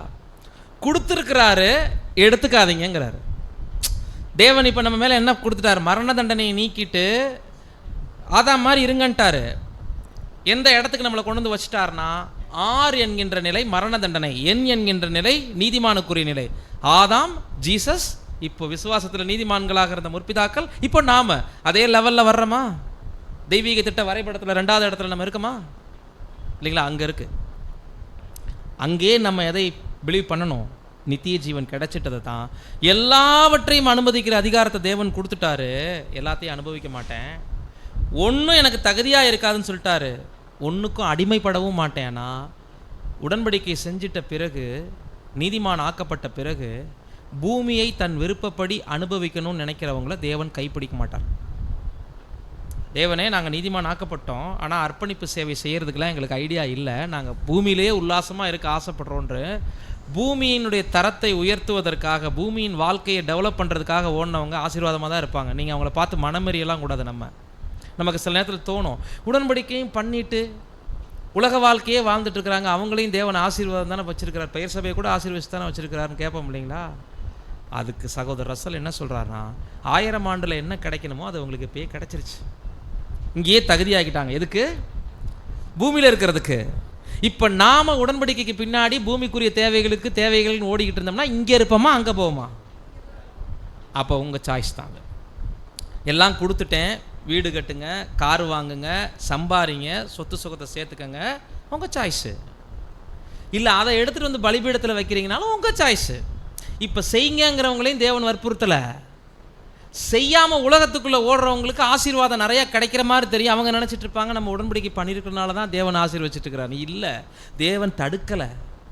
ஏன்னா நீங்கள் உடன்படிக்கையிலே எல்லாத்தையும் ஒப்பு கொடுத்துட்டீங்க. அதுதான் பவுல் சொல்கிறாரு, வயிற்றுக்கு போஜனம் ஏற்கும், போஜனத்துக்கு வயிறு ஏற்கும், ரெண்டையும் தேவன் ஒழிய பண்ணுவார். சிலர் உடன்படிக்கை பண்ணின பிறகு பூமிக்குரிய வர்த்தகத்தை டெவலப் பண்ணுறதுக்கும் உலக வாழ்க்கையை மேம்படுத்துறதுக்குமே ஓடிக்கிட்டு சத்தியத்துக்கு நேரம் கிடைக்கலன்னு சொல்கிறாங்க. பார்த்தீங்களா? அவங்க எந்த நிலைமையில் இருக்காங்கன்னா, நீதிமானாக்கப்பட்ட நிலைமையில் இருக்கிறாங்க, இன்னும் பரிசுத்தவான்களாக வரல. நீதிமான் நிலையை அர்ப்பணித்தாதான் பரிசுத்தவான்கள். அவங்களுக்கு நஷ்டம்தான் ஏற்படும், உலகத்தில் லாபம் வராது. அதான் எனக்கு உண்டான எல்லாவற்றையும் நஷ்டம் என்று எண்ணுகிறேன், குப்பை என்று எண்ணுகிறேன்னா என்ன அர்த்தம்? அப்போ எல்லாம் பவுலுக்கு இருந்துச்சு, அதை யாருக்காக நஷ்டம்னு விட்டுட்டாரு? கிறிஸ்துவை அறிகிற அறிவுக்காக. முக்கியமான பாயிண்ட் சொல்கிறார் பாருங்க. சாப்பிட்றதுக்காக வாழ்ந்துட்டு இருந்தோம்னா, சொத்து சுகத்துக்காக வாழ்ந்துட்டு இருந்தோம்னா வயிறும் போயிடும், போஜனமும் போயிடும். ஃபைனலாக முடிகிறேன். வயிற்றுக்கு போஜனமும் போஜனத்துக்கு வயிறும் ஏற்கும், ஆனாலும் ரெண்டையும் தேவன் இல்லாமல் பண்ணிடுவாரே. அப்படின்னா உடன்படிக்கை எதுக்கு ஒப்பு கொடுத்துருக்கீங்கிறத புரிஞ்சுக்கங்க. சரீரத்தின்படி வாழ்வதற்கு இல்லை. அப்படின்னா என்ன அர்த்தம்? Casual life. உலகத்தாருக்கு பொழுது எப்படி விடியுது? சாப்பிட, தூங்க, எந்திரிக்க, வேலைக்கு போக, பொண்ணு பார்க்க, கல்யாணம் முடிக்க, ஃபெஸ்டிவலில் பங்கெடுக்க, சந்தோஷமாக இருக்க, ஏதோ பூமியில் நிரந்தரமாக நித்தியமாக நோய் நொடியே இல்லாமல் வாழ்ந்துடுற மாதிரி நினச்சி ஓடிட்டு இருக்காங்கல்ல. உடன்படிக்கைக்கு பிறகு நாம் அப்படி இருந்தோம்னா புத்தியை பெற்றுக்கொண்ட புத்தி இல்லாதவர்கள் ஆயிடுவோம். நம்ம புத்தி தேவன் கொடுத்துருக்கிறார் இல்லைங்களா? அதை பெற்றுக்கொண்டும் ஞானம் இல்லாதவர்களை போல நம்ம நடக்கக்கூடாதுன்னா எல்லாவற்றையும் கொடுத்துட்டார் தேவன்.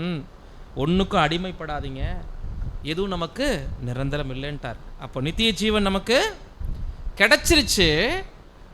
இந்த ஆசாரியன் தூக்கிட்டு வந்து பலிபீடத்தில் வைக்க போகிறார் பாருங்க. அந்த மாதிரி நமக்கு கிடைச்சிட்ட ஜீவியத்தை பலிபீடத்தின் மேலேயே வைக்கிறோம். இந்த பாயிண்ட் ஆஃப் வியூவிலேருந்து பார்க்கும்போது பெயர் சபை கிறிஸ்தவர்களுக்கு இதில் துளி கூட புரிதல் இல்லை. உடன்படிக்கை செஞ்சிருந்து நமக்குள்ளே இந்த புரிதல் இல்லைன்னா இன்றைக்கி ஏற்படுத்திக்கங்க. நமக்கு ஒரு ஜீவன் கிடைச்சிருச்சு, நித்தியத்திற்கும் வாழ்வதற்கு. அந்த ஜீவியம் சரீரத்தில் தேவன் பூரணமாக கொடுக்கல, எண்ணிக்கொண்டார். ஆனால் ஆசீர்வாதத்தில் பார்க்கும்போது நம்ம மேலே இப்போ மரண தண்டனை கிடையாது. உண்மையாக தேவ பிள்ளைகளாக வந்துட்டவங்களுக்கு தலை முடி கூட தேவ அனுமதி இல்லாமல் உதிராது. ஆனால் மரணம் நமக்கு வரணும்ல, வந்தால் தானே பரலோகம் போக முடியும். அதனால தான் தேவன் சரீரத்தை பூரணப்படுத்தாமல் பழைய சரீரத்தையே நமக்கு கொடுத்து என் வேலையை செஞ்சுட்டு நீங்கள் மேலே வாங்கன்னு சொல்லி அனுமதிச்சிருக்கிறார். இதுதான் ஜீவபலி என்ற வார்த்தையினுடைய பொருள். இப்போ அது தேவனுக்கு எப்படி பிரியமாக மாறுச்சு? மூணாவது பாயிண்ட்னுடைய அடிஷ்னல் கேள்வி. இது தேவனுக்கு எப்படி பிரியமாக மாறுச்சுன்னா, ஒப்பு கொடுத்தோம் இல்லைங்களா, அந்த பலியை என்ன மனநிலையில் செய்கிறோங்கிறது ரொம்ப ரொம்ப முக்கியம். கர்த்தருடைய மனநிலையிலிருந்து செய்யணும். வாசிங்க 40ஆம் சங்கீதம் 8ஆம் வசனம். என் தேவனே, உமக்கு பிரியமானதை செய்ய விரும்புகிறேன், உமது நியாயப்பிரமாணம் என் உள்ளத்திற்குள் இருக்கிறது என்று சொன்னேன். தேவனுடைய பிரமாணம் அப்படின்னா தேவனுடைய வார்த்தை, நியாயப்பிரமாணம் என்பது கர்த்தருடைய உதட்டில் இல்லை, எங்கே இருந்துச்சான்? இப்போ உடன்படிக்கை செஞ்ச ஒவ்வொருவருக்கும் உடன்படிக்கை குறித்த புரிதல் இருதயத்தில் இருந்தால் மட்டும்தான் அவங்களால நிறைவேற்ற முடியும். யாருடைய உள்ளத்துக்குள்ளேயும் உடன்படிக்கை பற்றின புரிதல் இல்லைன்னா நீங்கள் எவ்வளோ செஞ்சாலும் அவங்கள நிமித்தவே முடியாது. வற்புறுத்தி பார்க்குறோம் இல்லைங்களா உடன்படிக்கைக்கு பிறகு இந்த வேலை செய்யுங்க, பரிசுத்தவான் கூட தொடர்பில் இருங்க, கூடுகைக்கு வாங்க, பலி செலுத்துங்கன்னு வற்புறுத்துறோம் இல்லைங்களா? என்ன லாபம் அப்படின்னா, உடன்படிக்கை உள்ளத்துக்குள்ளே போனாதான் இந்த ரோமர் 12 புரிஞ்சுக்க முடியும். இதைவே புரிஞ்சுக்காதவங்களை நீங்கள் எவ்வளோ நம்பினாலும் நமக்கு தான் அது பலி ஆகிட்டு இருக்கும். நம்ம பிரயாசம் தான் பலி ஆகிட்டு இருக்குமே தவிர அவங்கள நீங்கள் தலைகீழாக 2 நாள் பலி செலுத்த வைக்க முடியாது. அப்படின்னா இன்னொரு விதம் கூட, சமமான புரிதலில் சபையில் எல்லோரும் இருக்க மாட்டாங்க. பெயர் சபைக்கு இந்த வசனம் புரியலைங்கிறத விட நம்ம மத்தியில் தான் அதிகம் புரியாதவங்க இருப்பாங்கங்கிறனால தான் பரிசுத்தவான்களுக்கு எழுதி மறுபடியும் உங்கள் சரீரத்தை ஒப்பு கொடுங்கன்னு ஏன் கேட்குறாரு? உடன்படிக்கை பண்ணினவங்களுக்குள்ளேயும் தெளிவில்லாமல் இருந்திருக்காங்க ரோம சபையில், பண்ணாதவங்களும் இருந்தாங்க, பண்ணினவங்களே சரியான புரிதல் இல்லை. அப்போ இந்த பாடத்தை நம்ம எப்படி புரிஞ்சுக்கணும்? பண்ணாதவங்களுக்கு அல்லது புதிதாய் பண்ணினவங்களுக்கு எப்படி எந்திரிச்சு போகணும், ஓடணும் இந்த ஓட்டத்தில்ங்கிறதுக்கு ஒரு உதவியாக இருக்கும். பண்ணிட்டவங்களுக்கு அந்த உடன்படிக்கையை திரும்பி பார்க்க வச்சு நம்ம எந்தெந்த இடத்துலலாம் மிஸ்டேக் பண்ணியிருக்கிறோங்கிறதுக்கான ஒரு எச்சரிப்பின் சத்தமாக இருக்கும்னு முதவே சொன்னோம் இல்லைங்களா? அப்புறம் இன்னொரு வார்த்தை சொன்னீங்க கவனிச்சிங்களா? பாலாகாரம் நினச்சிங்கன்னா மொதல் 2 பாயிண்ட் அப்படி இருந்துச்சு. இப்போ 3வது பாயிண்ட் கிரகிக்க முடியாத அளவுக்கு இருக்கு இல்லைங்களா? அப்போ இது பலமான ஆகாரத்திலும் இன்னும் பலமான ஆகாரம். அப்போ பேசிக்கவே நம்ம பலமாக சாப்பிட வேண்டியது இருக்குது. பேசிக் பால் கிடையாது. பேசிக் ஸ்ட்ராங்காக இருந்தால் தான் அடுத்தடுத்து வரக்கூடிய விஷயங்களில் நம்ம ஸ்ட்ராங்காக முடியும். அப்போ கிறிஸ்து இருதயத்தில் நியாயப்பிரமாணத்தை வச்சனால பூமிக்குரிய 3 வருஷத்தில் அவருடைய சரீரம் பலியிடப்பட்டதா? இப்போ பாருங்கள், ஆண்டவர்கிட்ட வந்துடுங்க. அவர் பலி செலுத்தினார்ல இந்த வசனத்தின் அடிப்படையில், உமக்கு பிரியமானது, இது அவருடைய ஞானஸ்தானம். இப்போ இந்த இடத்துல அவர் பலி செலுத்தின சரீரம் எப்படிப்பட்டது? உண்மை பரிபூரணமான நீதிமானுக்குரியது. இப்போ நாம் உடன்படிக்கை செய்கிறோம், தேவனை ஏற்றுக்கிறாருன்னா அவரை போல இல்லை, ஆனாலும் விசுவாசத்தினால் நம்மளை யோர்தான் நதிக்கரையில் கிறிஸ்து எப்படி இருந்தாரோ அது போல தேவன் ஏற்றுக்கிறார் இல்லைங்களா? கிறிஸ்து எப்படி ஒப்பு கொடுத்துருக்கிறார்? வாசிங்க எபேசியர் 5:2. கிறிஸ்து நமக்காக தம்மை தேவனுக்கு சுகந்த வாசனையான காணிக்கையாகவும் பலியாகவும் ஒப்பு கொடுத்து நம்மில் அன்பு கூர்ந்தது போல நீங்களும் அன்பிலே நடந்து கொள்ளுங்கள். பார்த்தீங்களா? கிறிஸ்து நமக்காக அவருடைய பலியில் 2 நன்மைகள் இருக்கு, 2 ஆசீர்வாதங்கள் இருக்கு. 1, அவர் பலியானது நமக்கு, 2 தேவனுக்கு சுகந்த வாசனை. அப்படின்னா நம்மளை மீட்கிறதான் தேவசித்தம். அப்போ அந்த பலியில் தேவனும் பிரியப்படுறார். தேவன் பிரியப்படுறது எதுக்கு? நம்மளை மீட்க. அப்போ 2 அன்பு வந்துருச்சுங்களா? தேவனாகிய கர்த்தரிடத்திலே முழு உள்ளத்தோடும் முழு ஆத்மாவோடும் அன்பு கூறுவாயாக. அன்பின் முதல் படி. 2வது படி உன்னில் அன்பு கூறுவது போல. 2 பார்ட் வந்துருச்சுங்களா? அதில் புரியுதுங்களா? அப்போ கிறிஸ்து தன்னை சுகந்த வாசனையான காணிக்கையாகவும் பலியாகவும் ஒப்பு கொடுத்ததில் முழு அன்பு இருந்தது, முழு ஈடுபாடு இருந்துச்சு, முழு இருதயத்தோடு இருந்துச்சு. இப்படி பண்ணாதவர்கள் உடன்படிக்கை வாழ்க்கையை நம்ம நிறைவேற்ற முடியாது. சரீரத்தில் நம்ம பக்குவம் இல்லை, அதனால தான் நம்ம பலவீனமாக இருக்கிறனால நிறைய எக்ஸ்கியூஸ் கிடைக்குது. ஆண்டவருக்கு அந்த எக்ஸ்கியூஸே கிடையாது. அவர் ஒரு இடத்துல தவறி இருந்தாலும், ஆனாலும் அவருடைய பலி எப்படி இருந்திருக்கு? சுகந்த வாசனை, அதில் கொஞ்சம் கூட கலப்படம் கிடையாது. அதில் முழு அன்பு தேவனிடத்தில், அதுதான் தேவனுக்கு பிரியமான பலியாக இருந்திருக்கு. காண்கின்ற சகல மனிதர்கள் மேலேயும் முழுமையான அன்பு வச்சிருந்து காணிக்கையாகவும் பலியாகவும் தன்னை ஒப்பு கொடுத்தார். இப்போ நாம் அவரை போல் அந்த உடன்படிக்கையை நிறைவேற்றுவதற்கு ஒரு விஷயத்தை செஞ்சால் போதும். ஒரு வசனம் கூட இருக்குது, இதை செஞ்சிட்டா உடன்படிக்கையில் 100% ஆண்டவரை போல அவர் அளவுக்கு முடியாது, அவருக்கு அருகில் செலுத்தலாம் அப்படின்னா ஒரு வசனத்தை நம்ம பின்பற்றினா போதும். ஏதாவது உங்களுக்கு ஞாபகத்துக்கு வருதா? இந்த ஒரு வசனத்தை நம்ம கடைபிடிச்சோம்னா நமது உடன்படிக்கையை ஆண்டவருக்கு அருகில் நிறைவேற்றலாம் அப்படின்ற மாதிரி. ஓகே, அன்பு அது உடன்படிக்கையினுடைய அத்தியாவசியம். நம்மளுடைய இருதயத்திற்கு ஏற்ற ஒரு தீர்மானம் இப்படி இருக்கணும் அப்படிங்கிற மாதிரி. நம்மளுடைய இருதயம் இந்த கண்டிஷனில் இருந்தால் தான் இந்த உடன்படிக்கையை நிறைவேற்ற முடியும் அப்படிங்கிறதுக்கான ஒரு வசனம், ஒரு வார்த்தை. சரி, ஓகே, ரொம்ப புதிர் போட விரும்பலை, வாசிச்சிடுங்க. நீதிமொழிகள் 23ஆம் அதிகாரம் 26ஆம் வசனம். என் மகனே, உன் இருதயத்தை எனக்கு தா, உன் கண்கள் என் வழிகளை நோக்குவதாக. இதுதான் உடன்படிக்கையில் இருதயம் இல்லைன்னா உடன்படிக்கையை நிறைவேற்ற முடியாது. நம்ம எல்லாரும் சொல்லுவோம், சரீரத்தை பலி செலுத்துகிறோம், பணங்காசு கொடுத்துட்றோம், வேலைகள் செய்கிறோம், ஹார்வெஸ்ட் பண்ணுறோம், எல்லாம் சொல்லிடுவோம். யாருடைய இருதயம் பலிபீடத்தின் மேலே இல்லையோ அவங்க பலிகள் தேவனால் அங்கீகரிக்கவே படாது. இப்போ யோசிச்சு பாருங்க, எது முக்கியம்? நம்ம கிரியையினால் நம்ம பிரயாசப்படுறது முக்கியம்தான். அதை விட எதில் நம்ம உறுதியாக இருக்கணும்னா இருதயத்திலும் நோக்கத்திலும் லட்சியங்கள். இப்போ அதனால தான் முன்னாடி ஆண்டவரை பற்றி என்ன படித்தோம்?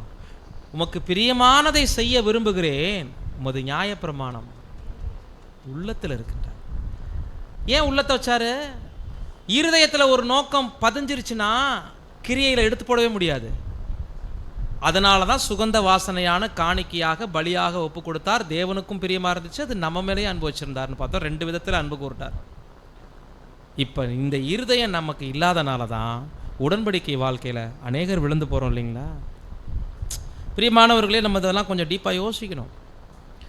ஏன் பெயர் சபையில் அநேகர் அழைக்கப்படுறாங்க, எல்லாரும் தெரிந்து கொள்ளப்படுறதில்ல? சரி, தெரிந்து கொள்ளப்படுற இடத்துக்கு இவ்வளோ பேர் வர்றமே, ஏன் எல்லாரும் சம புரிதலோடு இல்லை? சில நேரத்தில் பார்க்கும்போது நமக்கு கொதிக்கும் உள்ளம். நாம் இப்படி சத்தியத்தை புரிஞ்சுக்கிறோம், இந்த மாதிரிலாம் இருக்கிறோம், இது மாதிரியே பக்கத்தில் இருக்கிறவங்க இருக்க மாட்டேங்கிறாங்க, நம்மளை மாதிரியே நமக்கு சமமாக ட்ராவல் பண்ண மாட்டேங்கிறாங்க, இந்த வேலைகளை செய்ய மாட்டேங்கிறாங்கன்னு உடனே வர்றது கோபம் வரும் நமக்கு. நம்மளை மாதிரியே ஏன் உங்களுக்கு உடன்படிக்கை புரியல? அந்த இடத்துல நீங்கள் கோவப்படுறதுக்கு பதிலாக, அதிருப்தி அடைகிறதுக்கு பதிலாக நீங்கள் என்ன நினைக்கணும்னா, எனக்கு புரிந்திருக்கிறது அவங்களுக்கு புரியல, உங்களுக்கோ அருளப்பட்டிருக்கிறது. சகோதரர்கள் ப்ரேயரில் அடிக்கடி சொல்கிறாங்க, இந்த வாரம் வராதவங்களை கொண்டு வந்து சேர்க்கும்படி கேட்டுக்கிறேன். அந்த ப்ரேயரே முதல்ல தவிர்க்கப்பட வேண்டியது. ஏன்னா இங்கே வர்றவங்களுக்கு தான் இருதயம், அப்படிப்பட்ட இருதயத்துக்கு தான் நீர் பாய்ச்சப்படும், வற்புறுத்தல் கிடையாது. வரவே விருப்பம் இல்லாதவங்களுக்காக நம்ம எப்படி ப்ரேயர் பண்ண முடியும்? பாயிண்ட் புரியுதுங்களா? இந்த ஜெபத்தை எப்படியெல்லாம் ஏறெடுக்கிறோம்? கூடும்போதெல்லாம் ஏறெடுக்கிறோம். தாமதாக வர்றவங்களுக்காகவும் வராமல் போகிறவங்களுக்காகவும். வர விருப்பம் இல்லாதவங்களுக்கு நீங்கள் எப்படிங்க ஆகாரம் கொடுப்பீங்க? ஸோ தேவ சித்தம் செய்கிறவங்களுக்கு தான் என் தாயும் என் சகோதரர்கள்னு சொல்லிட்டார் ஓப்பனிங்லேயே. அந்த லிஸ்ட்லேயே வராதவங்களுக்கு ஆகாரம் கொடுங்கன்னு நீங்கள் ப்ரேயர் பண்ணிட்டு இருக்கிறது எந்த விதத்தில் தேவ சித்தமாகும்? பந்தியை போட்டு இலையை வச்சு டெய்லி தான் ருசியாக காமிக்க முடியும். சாப்பிட்றது அவங்கவுங்க வந்து சாப்பிடணும். நாம் யாரையும் வற்புறுத்தில என்ன பண்ண வேண்டாம். அப்போ அந்த சான்ஸை நீங்கள் என்ன எடுத்துக்கணும்? இப்போ இன்றைக்கி ஒரு வேலை ஒரு சகோதரி செய்ய தவறிட்டாங்க, அவங்க இன்றைக்கி அந்த வரலைன்னா அடுத்த செகண்ட் அவங்க மேலே நமக்கு அதிருப்தி வரக்கூடாது. எனக்கு ஒரு சான்ஸ் கிடச்சிருச்சுன்னு யோசிச்சுருங்களேன். பாசிட்டிவான மைண்டாக இல்லைங்களா? இதுதான் உடன்படிக்கை வாழ்க்கை. யாரையும் போட்டி போட்டு தள்ளி விட சொல்லலை. அவங்க அந்த வாய்ப்பை வேண்டான்னு சொல்லும்போது நீங்கள் எடுக்கிறது உங்கள் மேலே அந்த பொறுப்பு மாறிடுது. நீங்கள் எந்த அளவுக்கு புரிதலை அதிகமாக்குறீங்களோ தேவன் உங்களோட பேசுகிறாருன்னு தான் நீங்கள் எடுத்துக்கணும். இப்போ இந்த இடத்துல கூடி கேதராகி ஒரு சத்தியம் கேட்குறோன்னா அவருடைய பிள்ளைகளுக்கான சத்தம் மட்டும்தான் அது, அல்லது அவருடைய சித்தம் செய்கிறவங்களுக்கான சத்தம் தான். அது யாருக்கு தான் சத்தம் கேட்கும்னா இருதயத்தை கொடுத்தவங்களுக்கு தான் கேட்கும். இருதயத்தை உடன்படிக்கை வாழ்க்கையில் கொண்டுட்டு வராதவங்களை நீங்கள் வற்புறுத்தி கயிறு கட்டி எவ்வளோ நாள் இழுப்பீங்க? புரியுதுங்களா? நோட்டில் வேணால் பேர் இருக்கலாம் நம்ம எக்லீஷியா மெம்பர்ஷிப்பில், சர்வ சங்கமாகிய சபையில் பேர் எழுதப்பட்டவங்களா இருக்கணும்னா பலி அவங்கவுங்க செலுத்தணும். இந்த இன்விடேஷன் யாருக்கானது? உங்கள் சரீரங்களை பரிசுத்தமும் தேவனுக்கு பிரியமுமான ஜீவ பலியா ஒப்பு கொடுங்கன்னு ஒவ்வொரு மனிதனுக்கான அலாட் இது. எப்படி நான் செலுத்துகிற பலி உங்களை எப்படி பரிசுத்தப்படுத்தும்? நீங்கள் செலுத்துகிற பலி இவர் எப்படி பரிசுத்தப்படுத்தும்? அவனவன் பிரயாசத்துக்கு தக்க பலன் என்னோட வருகிறதுன்ட்டாரு. புரியுதுங்களா? யாருடைய பிரயாசமும் யாரையும் கூட்டிகிட்டு போகாதுங்க. அதை மட்டும் நம்ம உணர்ந்துட்டா போதும். அப்போ இருதயம்தான் தேவனுக்கு பிரியமான பலிக்கு நம்மளை வழி நடத்துது. ஜீவ பலி ஜீவன் கொடுத்துட்டாருங்கிறத காட்டுச்சு. அதில் நம்முடைய திறமை தாளந்துகளை பூரா மரண பரியந்தம் தேவன் புதிதாக எண்ணிக்கொள்கிறார். நம்ம பாவிகளாக இருந்தாலும் பரிசுத்தமாக எண்ணிக்கொண்டு அதை ஏற்றுக்கொள்கிறார். இப்போ எப்படி அது தேவனுக்கு பிரியமாக மாறுச்சு? அந்த வார்த்தையை ரெண்டாக பெருசோம் இல்லைங்களா? அதை முழு உள்ளத்தோடு செஞ்சால் தேவனுக்கு பிரியமாக மாறும். அரைகுறை மனசோடு செஞ்சால் அது தேவன் ஏற்றுக்கொள்ளும். அதனால தான் பிரியமானவர்களை யோசிக்கணும், உள்ளத்திலிருந்து அர்ப்பணிச்சிருக்கிறோமா அப்படிங்கிறத திங்க் பண்ணி பாருங்கள். அடுத்தபடியாக நம்ம பார்க்கும்போது 4வது பாயிண்ட், தேவனுடைய இரக்கங்களை முன்னிட்டு வேண்டிக் கொள்ளுகிறேங்கிறாரு. இந்த பாயிண்ட்டு நம்ம ரொம்ப எளிமையாக கடந்து போக வேண்டிய விஷயந்தான். அந்த கடைசி 2 பாயிண்ட்டும். வேண்டுதல்னா என்ன? ரெக்வெஸ்ட் இங்கிலீஷில் இல்லைங்களா? வேண்டுகோள் அப்படிங்கிறதுனுடைய பொருள் என்ன அப்படின்னா, வற்புறுத்தல் இல்லை, யாரையும் நாங்கள் ஃபோர்ஸ் பண்ண விரும்பினால். இதை நான் 3வது பாயிண்ட்லேயே ஆல்ரெடி சொல்லிட்டேன். இருந்தாலும் 4வது பாயிண்டோட கொஞ்சம் வசனத்தோட பார்க்கலாம். தேவனுடைய இரக்கங்களை முன்னிட்டு வேண்டுதல் என்பது உடன்படிக்கையை யாருக்கிட்டையும் வற்புறுத்தி கேட்கவும் கூடாது, செய்யுங்கன்னு சொல்லவும் கூடாது. உங்கள் பிள்ளைகளாக இருக்கலாம், பேசிக் கேளு, வா எங்கள் கூட, நீ ஞானஸ்தானம் பேர் ஃபோர்ஸ் பண்ணிடவே கூடாது. உறவுகளாக இருக்கலாம். சகோதரர் ரசல் அவர்கள் சிஸ்துவாலயமில் சொல்லும்போது 12 வயதுக்கு மேற்பட்ட குழந்தைகளை அர்ப்பணிக்கிற பாதையை நோக்கி வழி நடத்துங்க, அர்ப்பணிக்க சொல்லி ஃபோர்ஸ் பண்ணாதீங்க. ஏன்னா யூத் ஆகிடுறாங்க 12 வயசுக்கு மேலே. 12 வயது வரைக்கும் சண்டே கிளாஸ் பசங்க, 12 வயசுக்கு மேலே டீனேஜ் பிள்ளைங்க. அதுக்கு மேலே அவங்க ஒவ்வொருவரும் தனிப்பட்ட விதத்தில் தேவனுக்கும் அவங்களுக்கும் தேவனுக்கு கணக்கு கொடுக்குற இடத்துக்கு வந்துடுறாங்க. உங்களுடைய பரிந்து பேசுதல் அவங்களுக்கு செல்லாத. இனிமேல் 13 வயசுக்கு மேலே போயிட்டாங்கன்னா அப்பா அம்மாவுடைய சப்போர்ட்டு ப்ரேயர் பிள்ளைகளுக்கு இல்லை, எழுதி வச்சுக்கோங்க. 13 வயசுக்கு உட்பட்ட குழந்தைகளுக்கு மட்டும்தான், 12 வயசு வரைக்கும் தான் அப்பா அம்மாவுடைய ப்ரேயர் பிள்ளைகளுக்கு கேட்கப்படும். 13 வயசை தாண்டிட்டாங்கன்னா டீனேஜ், பிதாக்கள் திராட்சை காய்களை தின்றார்கள், பிள்ளைகளின் பற்கள் கூசி போச்சுன்னு 13 வயசுக்கு மேலே சொல்ல முடியாது. இப்போ அந்த பிள்ளைகளை போட்டு எல்லாம் குடும்பமாக சர்ச்சுக்கு போகணும், வாங்க வாங்கன்னு இழுக்கு. நிறைய இடங்கள்ல அந்த காமெடியெல்லாம் நடக்கும். குடும்பமாக இருந்தால் எல்லாரும் சத்தியத்துக்கு வந்துடணுமா, எல்லாரும் உடன்படிக்கை பண்ணிடணுமா, ஃபாலோ கிளாஸ் கேட்டுறணுமா, கன்வென்ஷனுக்கு வரணும். இந்த புரிதல் எல்லார்ட்டையுமே பக்குவம் இல்லாதவங்கள்ட்ட பூரா தெரியும் பார்க்க முடியுது. சிலர் வந்தே சொல்லுவாங்க, எங்கள் குடும்பத்தில் இருக்கிறவங்க சத்தியம் கேட்கணும், ப்ரேயர் பண்ணிக்கங்க பிரதர், அவரும் ஞானஸ்தானம் எடுத்து கன்வென்ஷனுக்கு வரணும்னு ப்ரேயர் பண்ணிக்கங்க. பெயர் சபையா அது? அங்கேயே எல்லாரும் போகிறதில்ல இல்லைங்களா? பெயர் சபையிலேயே எல்லா குடும்பமும் போகிறாங்களா? போகிறதில்லையே. தகப்பனுக்கும் தாய்க்கும் பிள்ளைகளுக்கும் தாய் தந்தைக்கும் உறவுகளுக்கும் பட்டயத்தை உடவே வந்தேன்ட்டார். பிரிவினை உண்டாக்கத்தான் வந்திருக்கேங்கிறாருனா, ஒரு குடும்பத்தில் எல்லாரும் சத்தியத்தில் இருக்க மாட்டாங்க, இருந்தாலும் எல்லாரும் சபையாக மாட்டாங்க. இதையும் நோட் பண்ணி வச்சுக்கணும். யாராவது ஒருத்தர் 2 பேருக்கான பரீட்சை தான் ஓடும். 10 பேர் உடன்படிக்கை செஞ்சிருந்தாலும் ஒரு குடும்பத்துக்குள்ளே ஒருத்தரை சோதிச்சுட்டு இருப்பாங்க. ஏன்னா 10 பேர் 9 பேர் புரியாமல் பண்ணியிருப்பாங்க. புரிஞ்சு பண்ணுற உடன்படிக்கை இருதயத்துக்குள்ளேருந்து வந்தால் அதை ஃபோர்ஸ் பண்ணக்கூடாது. அப்போது ஞானஸ்தானம் என்பது ஒரு விழா நடத்தி ஃபாலோ கிளாஸ் கேட்டவங்களுக்கு இன்றைக்கி கொடுத்து டிகிரிக்கு பட்டமளிப்பு விழா நடத்துகிறாங்க பாருங்கள். அந்த மாதிரி நிறைய இடங்களில் நடக்குது. செய்யவே கூடாது. பேசிக் எடுத்தாச்சுன்னா உடன்படிக்கை இருதயத்திலேருந்து ரெடியாகி நாங்களாக எடுக்கிறோன்னு கேட்குற வரைக்கும் உடன்படிக்கை பற்றியே பேசக்கூடாது. அந்த லிமிட்டில் பவுல் இருந்திருக்கார். இன்றைக்கி நம்ம இருக்கிறோமா? உடன்படிக்கை செய்யணும்னா அது தேவனுடைய இரக்கத்தை முன்னிட்டு வேண்டுகோளாக வச்சுட்டு விட்டுறணும். தாங்களாக முன் வந்து பிரதர் நாங்கள் உடன்படிக்கை செய்கிறோம், இல்லை நாங்கள் ஒரு கன்வென்ஷன் வச்சுட்டோம், நீங்கள் அந்த நாளில் உடன்படிக்கை பண்ணுங்கள், அப்படி போகக்கூடாது. நாங்கள் உடன்படிக்கை பண்ணுறோன்னு சொன்னால் தான் நீங்கள் கொடுக்கணும். புரியுது? ஏன்னா உடன்படிக்கை யார்கிட்ட பண்ணுறாங்க? அந்த மனுஷனுக்கும் தேவனுக்கு மட்டும்தான் அந்த கான்டாக்டு. இன்னொருத்தருடைய உடன்படிக்கையை யாரும் தேதி குறிப்பிடக்கூடாது, இந்த நாளில் நீங்கள் பண்ணுங்கன்னு யாரையும் வற்புறுத்தக்கூடாது.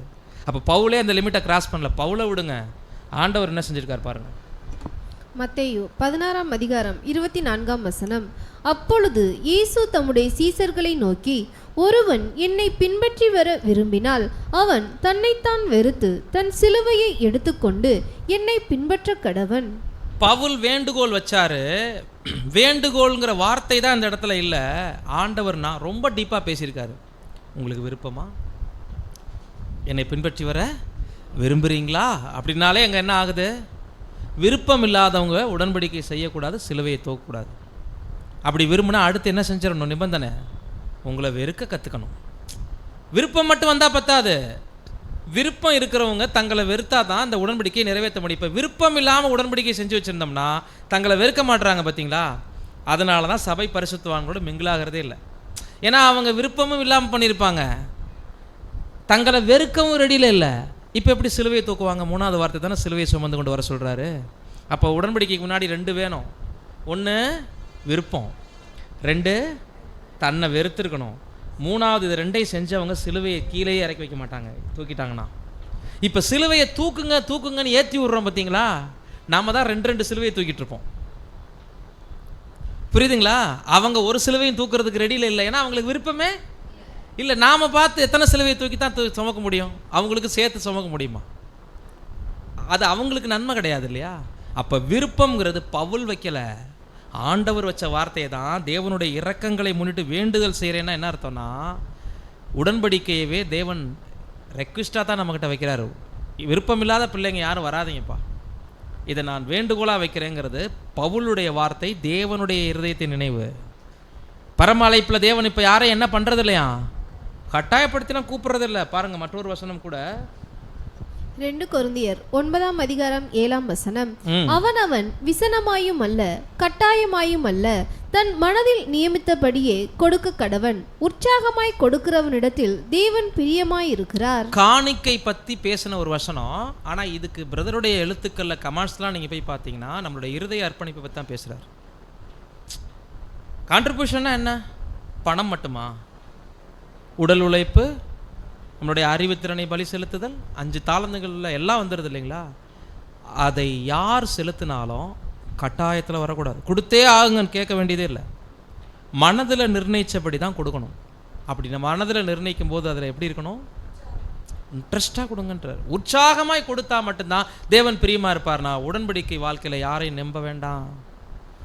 யாரையுமே நம்ம உற்சாகப்படுத்தலாம், கட்டாயப்படுத்திடக்கூடாது.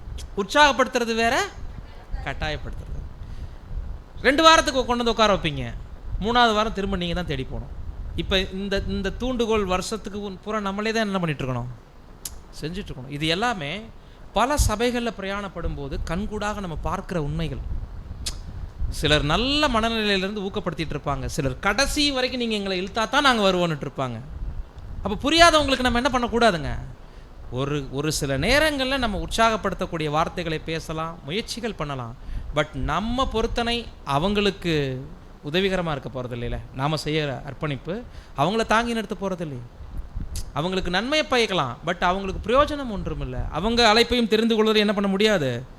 உறுதியாக்க முடியாது. ஸோ சிலுவையை சுமத்தல் என்பது கட்டாயம் இல்லை என்பதை வேண்டுதல் செய்கிறேன் என்ற 4வது வார்த்தையினுடைய பொருள். ஃபைனலாக வரும்போது புத்தியுள்ள ஆராதனை என்பது எதை குறிக்கும்? புத்தியுள்ள ஆராதனை. அதுக்கு முன்னாடி ரீப்ரிண்ட் நம்பர் 3164, இது கூட ரொம்ப ஷார்ட்டான ஒரு விஷயம், வாசிங்க. அதிகாரமில்லாத அன்பின் வேண்டுதலே இதுவாகும். பயத்தினால் அல்லது வற்புறுத்தலினால் செய்யப்படும் அர்ப்பணிப்பை தேவன் ஏற்பதில்லை. எதுவுமே நானா பேசல, அதுக்கு தான் சில வார்த்தைகளை, ஏன்னா எல்லா ஸ்லைடும் படித்தோம்னா நமக்கு டைம் பத்தாதுன்னா ரத்தின சுருக்கமாக நான் எடுத்துகிட்டு வந்திருக்கிறேன், கவனிச்சுக்கோங்க. அதிகாரம் இல்லாத அன்பின் வேண்டுதல் தான் ரோமர் 12:1. பயத்தினாலோ வற்புறுத்தலினாலோ ஒருவேளை யாராவது உடன்படிக்கை செய்வாங்கன்னா அதை தேவன் ஏற்றுக்கொள்ளவே மாட்டாராம். பயத்தினாலாம் என்ன அர்த்தம்? இவ்வளோ சத்தியம் கேட்டோம், நம்ம உடன்படிக்கை செய்யாமல் போயிட்டோம்னா தேவன் நமக்கு ஏதாவது செஞ்சிருவாரோ, அனுமதிச்சிருவாரோ லைஃப்பில், அல்லது சகோதரர்கள் கோச்சுக்குவாங்களோ அப்படின்னு முகத்தாச்சனையத்துக்காகவோ பயத்தினாலேயோ வற்புறுத்தல்னாலேயோ செஞ்சோம்னா அந்த உடன்படிக்கை பரலோகத்தில் அங்கீகரிக்கப்பட்டிருக்கவே பட்டிருக்காது. அப்படிப்பட்டவங்க நம்மளோட சமமாக புரிதலோடு இருக்கணும்னு எப்படி நம்ம எதிர்பார்க்கலாம்? புரியுதுங்களா? இதுதான் வேண்டுகோள் என்றதனுடைய பொருள். உடன்படிக்கை விஸ்தாரமான மனநிலையில் அவங்களுக்கே இன்ஸ்பிரேஷன் வரும்போது மனம் விரும்பி சுத்த இருதயத்தோடு விருப்பத்தோடு செய்யணும். எதுக்கு செய்கிறோங்கிறத புரிஞ்சு செய்யணும். ஜீவ பலியாக ஒப்பு கொடுக்குறோம், உலகத்தை அனுசரிப்பதற்கு அல்லங்கிறத புரிஞ்ச பின்னாடி செய்கிறது தான் அந்த உடன்படிக்கை. அது மன விருப்பத்தோடு வரணும். கடைசி ஃபைனல் பாயிண்ட் இந்த பாடத்தை எப்படி கம்ப்ளீட் ஆக்குது, பூரணப்படுத்துது என்று சொல்லும்போது புத்தியுள்ள ஆராதனை முடிக்கிறார். என்னைக்காவது இந்த ஒரே வசனத்தை நீங்கள் 5 பாகங்களாக பிரித்து பார்த்துருக்கீங்களா? 5 இல்லை, ஆக்சுவலாக அதில் நம்ம 6-7 வரைக்கும் பிரிச்சிருப்போம். உபத்தலைப்புகள் வந்துச்சு இல்லைங்களா? பகுத்து பார்த்துருக்கீங்களா? கடைசியில் ஏன் புத்திக்கு கொண்டு போய் நம்மளை விடுறார் அப்படின்னா, இந்த வசனத்தை புரிந்து கொள்ள வேண்டிய விதமாக புரிந்து கொள்ளாமல் வாழ்ந்து கொண்டிருந்தோமானால் நம்ம செய்கிறது புத்தி இல்லா ஆராதனை. இந்த வசனத்தின் அடிப்படையில் தான் நம்ம வாழ்ந்துட்டு இருந்தோம் அப்படின்னா நம்ம இது வரைக்கும் புத்தியுள்ள ஆராதனை செஞ்சுருக்கிறோம்னு அர்த்தம். இந்த வசனத்தின் அடிப்படையில் நம்ம லைஃப் இல்லைன்னா நாம் பெயர் சபையில் ஒரு புத்தி இல்லா ஆராதனை பண்ணுறாங்கன்னு சொல்லிட்டு இருக்கோம் இல்லைங்களா? வாரம் போகிறாங்க, கை தட்டுறாங்க, பாட்டு பாடுறாங்க, அப்புறம் ஆராதனை முடிஞ்சோடனே எந்திரிச்சு வந்துடுறாங்க, திரும்ப அடுத்த வாரம் போகிறாங்க. இதில் என்ன இருக்குது? புத்தி இருக்கா? இல்லை, ஃபார்மாலிட்டிஸ் தான் இருக்குது. பாரம்பரியம் மாதிரி போயிட்டுருக்குது. பட் அங்கே ஒன்றுமே இல்லை.